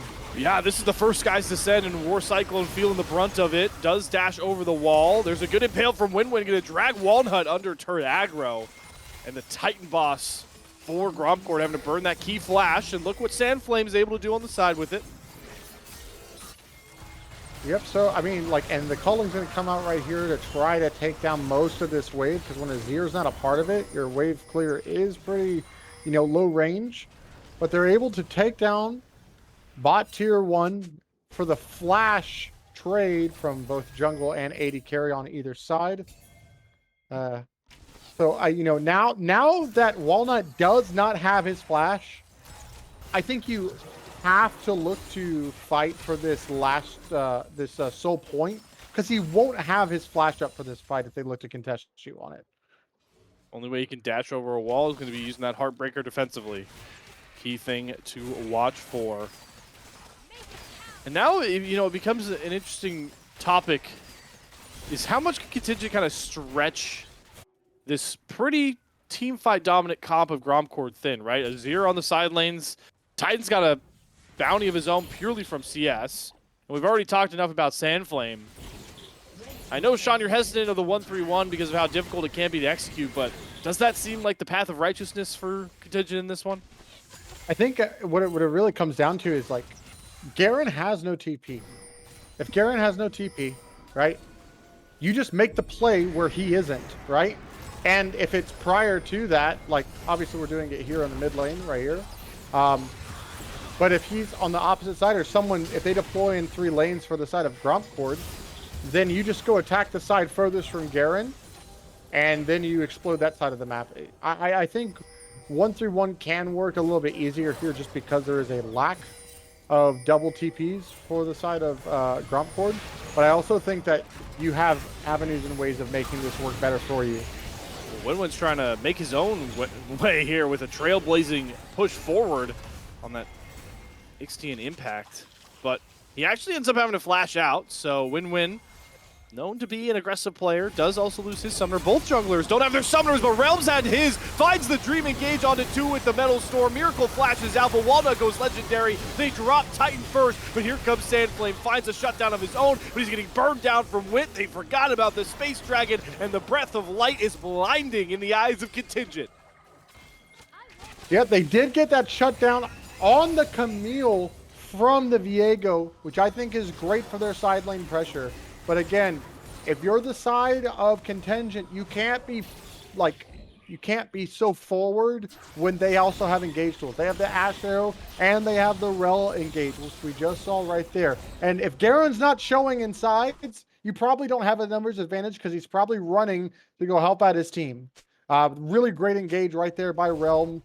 Nice target selection by Sandflame to make sure that Viego did go down as well. And I hope we do see more of that from both sides. Really good understanding from both teams about what they want to accomplish in these team fights. Sean, it is so clear-cut how different grompcord look when Realms is in. I'm so glad they were able to fix their internet problems because we sung their praise on the Leona game, and the KP once again backs them up for this one as well. 0-0-9 in an 11-kill game, and that engage was magical in that last fight. Really won them, and they're looking for more here. This time the arrow that's going to sink onto Miracle, who falls once more. This is the pales of playing Nami in competitive right here. Yep, definitely. I mean, I think it's so hard to catch the wave anything but low, but you're Lucian Nami, so you want to catch it a bit higher. Nice that they were able to trade an outer tier 2 for Titan. which is really, Yeah. really nice. But it's going to be 10 seconds until this Drake spawn now. Walnut's flash just coming off of cooldown. So looks like they're not going to contest for this. Can't start the Baron either. So it's a bit unfortunate, but it's going to make it really, really difficult. Maybe a play onto mid lane would have been the look. Shades of game 2. Despite the fact the first dragon was started late by grompcord, they have a big soul to threaten going forward. Contingent Esports' plan is to threaten this mid-turret, but Realms is going to let them. That's a great tidal wave from Miracle to cancel it out. Sandflame, though, has to go into the Hextech Ultimatum defensively. Look at the damage Wit is doing onto those two frontline carries. It's Curfew and Walnut to rescue it. Rogers flashing forward, trying to get the Demacian Justice. He'll drop it onto Titan. All of Contingent are dropping. A double for Wit. Walnut sets it up. Baron in the eyes of grompcord, who are looking to be upset territory. Yeah, this is probably, in my opinion, this is a wrap for game 3 because now your split push not going to matter as much. Roger just needs to absorb it on the side lanes, and you have Baron right now, and this Viego is playing out of his mind. Walnut and Realms really just controlling the entirety of this series for grompcord. 0-14. I mean, Realms, I hope the people are watching. A relatively unknown name, this grompcord team, relatively unknown. And keep in mind, they were seeded at the start of Swiss. It's a little different with the reseeding halfway through. At the start of Swiss, Sean, 23rd. And they are in great spot, like you said, to end double, or I guess halfway up what they originally seeded, with this win securing top 12 at the minimum. Yeah, top 12 for sure. And, you know, they'll have to... This game's still yet to be played. We are still until tier 3. Not everything will be, you know, played perfectly. So even though I feel like this game is pretty much wrapped because you do have the Aurelion Soul, and now like your Garen can like just look to push these towers with the Baron buff, which by the way, Roger kind of just soaking and absorbing all the pressure in the early parts of the game. Played that last fight really, really well. Had a flank on the War Cyclone as Titan's going to try to get out, will get away as they're looking to just pressure on the rest of the map, but just don't want to give anything away for free on the side of grompcord. Now if you're Contingent, how do you look to battle back here? Because we talked a lot about the power of their side lane threat, the teleport advantage, but you're bleeding turrets, you're bleeding just sheer real estate across the rift with this Baron buff. And you're on top of that, Sean, they're going to get forced into having to play at this Drake pit for a 5v5 that they just don't win. Yeah, I think the big thing here is you have to make a play when, like right now would have been the right timer, but grompcord is really, really smart. They're just going to reset. Because when you see people answering side lanes, like that's like your window to like make a play towards mid. Or you overload one of the side lanes, right? So like towards the Aurelion Soul, if he's collecting like a minute and 30 out and he's like pushing away, you jump onto him, or you know, whether it's the Garen. I think it'd probably be better to get the Aurelion Soul, just because of what it would mean for the team fight, the ensuing team fight. You know, make a play onto the sides, burn some summoners for the ensuing team fight, or get that kill and summoners is probably the best bet for Contingent right here. A lot to push forward through. Contingent have to give it their all, or they are going to be out of the first qualifiers in certainly somewhat upset fashion. This is a close series by a lot of people's metrics, but many expected the Contingent Esports squad to come out on top. But it's been Walnut just pushing the charge. I mean, this is a 3-item Viego. It's just terrifying to think about having to fight around. Yeah, this guy is massive. Yeah, that's the analysis I needed, right? He's massive. That's it. I mean, that's it. Yeah. What more is there to say? No, yeah, for sure. It's just now. See, here's the thing. So it was a minute before, and if they would have looked to make the play onto the top side onto Roger right there, maybe that's something you're looking for. But I think if you still have Camille, she is pretty strong. I don't think she's going to be able to get her third item right here. I think it's the Sterix Gauge that she's looking for on this reset. But if you can find a Camille flank and a Shurima shuffle onto the backline, then I think there are ways for you to come through this, but it's you're going to need, no pun intended, a miracle.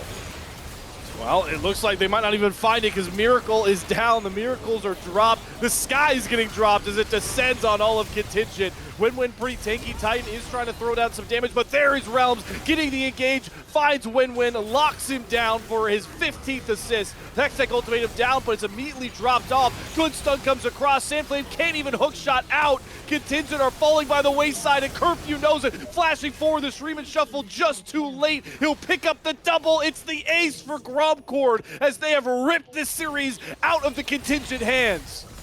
Yep, Contingent on winning no longer. It's going to be grompcord looking to break open this base, securing the soul as well at the same time. And outside of an Elder Dragon flip, looks like grompcord going to be trying to pull up this upset here. Miracle, I mean, he's just dead. He gets the tidal wave down. Double Nexus turrets are hitting on to win, and maybe I spoke too soon. Miracle gets his revenge, cashes in a massive shutdown, and that'll actually keep the inhibitor up. But it's a small silver lining for Contingent Esports. Yeah, having a little bit of fun right there. He went and did it. Went. So, but, you know, Baron spawning in 54 seconds, that death not going to really mean much. It just means you don't have the super minions coming through mid lane. They did get the bot tier 2 now. So it's either a Baron flip or an Elder fight flip. As that's probably what they've been trying to do all game right there, what War Cyclones attempted to do. But yep, but who is inevitable? It's Realms. Win-Win trying to dive under a turret, can't even find the trade onto Curfew. He cancels the culling with the arrow, the rest of the team shows up, and this is just a rout in the name of grompcord. Yeah, really, really good. And I just think if we just go back to that early game, you know, they kind of had split maps, right? grompcord wanted to focus this bot side, even though they didn't have the Lucian Nami lane. And while you had Camille, who was like self-sufficient, Win-Win focused most of their time on this top side of the map to, you know, get this Camille with the grubs into a place where maybe she could try to take care of the game. But Baron being started while Sandflames here are taking the bot lane tier 2. And it should be pretty stock standard for the side of grompcord to finish out this game. Grab the Baron, they push their gold lead over the 10,000 threshold. And things are looking dire. Bounty Gold is able to be picked up here. War Cyclone should pick up this mid-tier 1, but look who's hunting for him. It's Realms again. He doesn't even want the assist here. He's going to pick it up with Ignite alone. 0 engage. It's Wet damage that does it. The Crystal Arrow is going to find Miracle. Sniper get down. His name is Curfew, and he just called for a curfew on to Contingent Esports. Miracle down. Baron on to all members of grompcord. They're going to march right into the base. Yeah, and this should be it, barring a incredible Shurima shuffle by Titan. grompcord. I mean, just, it's so crazy. Playing with your full team makes you look like a full team. Realms, definitely my MVP of the series right now. Just immaculate rel engages, great Leona gameplay as they look to crack open this space and try to take the game. All Contingent could do is cower at their Nexus turrets as they watch their run dissolve slowly. grompcord, knowing the magnification of this entire series, not going to risk anything diving those Nexus turrets. They'll play for the triple inhibitor. Yep, and it's pretty simple at this point because, like, again, the engage is actually on Sandflame, where it's not like, you know, or Win-Win could do it as well, but he has a hard time playing versus this Ashe. You know, as we've seen, he just kind of gets kited. And it was nice little, you know, what I love about the full Fearless draft adaptation, leaving the Ashe band down. Oh, Arrow finds Titan. Who else again but Curfew? Engage comes across from Sandflame, but he's all alone. He's going to get cut down. Walnut doesn't even die. He dashes right out away from safety. A triple kill over to Wint. Win and War Cyclone are dashing back towards their base, but they will be cut down too. It's a quadra kill for Wint, an ace from grompcord. They've gone from the 23rd seeded squad by the committee all the way to top 12. And you better get to know this grompcord squad now, because they have just shocked the qualifiers. Yeah. Seeding doesn't matter, guys. Better teams just win. And on today, that is grompcord. Report curfew for taking the Penta from Went. But overall, what a fantastic game from grompcord. Fantastic game from grompcord. And I'm just going to double down on your sentiment that you shared right before that final fight. Realms was the difference maker here. Once he got back from those internet issues, this grompcord team was playing at a different level. He ends that final game, I believe, 3-0-23. I mean, that is the dream support stat line to back up how masterful this guy was on those engaged champions. Yeah, I mean, Realms just was so on point, and it just looked like there was a direction that the team could follow. Obviously, like you said, we don't have the comms for the teams or anything like that, but the difference between game 1 and the 2 and 3 in which they did win were night and day. So big shout outs to grompcord. Unfortunate that Contingent Esports does see their run end here. Obviously, I hope to see them back in OQ2, but kudos to grompcord and their dub today. Kudos for you, Sean, for coming on here with me. It was an absolute blast to pick your brain about these drafts. We got the full Fearless experience, best of 3. We had all the we had all the fun. We heard the dad jokes, the puns. We all got them out. So shout out to you. Thank you for joining me here as we wrap things up on the Salt Mines coverage for this weekend of the GSL stage. Next weekend, we will have the big time heater matchups. It's elimination or quarterfinals for the remaining teams. Those matchups will be really fun and spicy, so make sure to stay locked to socials to see what teams will exactly be covering and who will be joining us. My final shout out, of course, is going to go to Chippy, our amazing producer behind the scenes, making sure everything looks lovely and allowing us to do what we do here on the caster desk. For now, though, enjoy the end of your weekend. All you Americans out there, have fun celebrating 4th of July through the week on Thursday, and make sure to come right back over to the Salt and Mind podcast to check out what next weekend's games and heater matchups come your way. Until then, take care.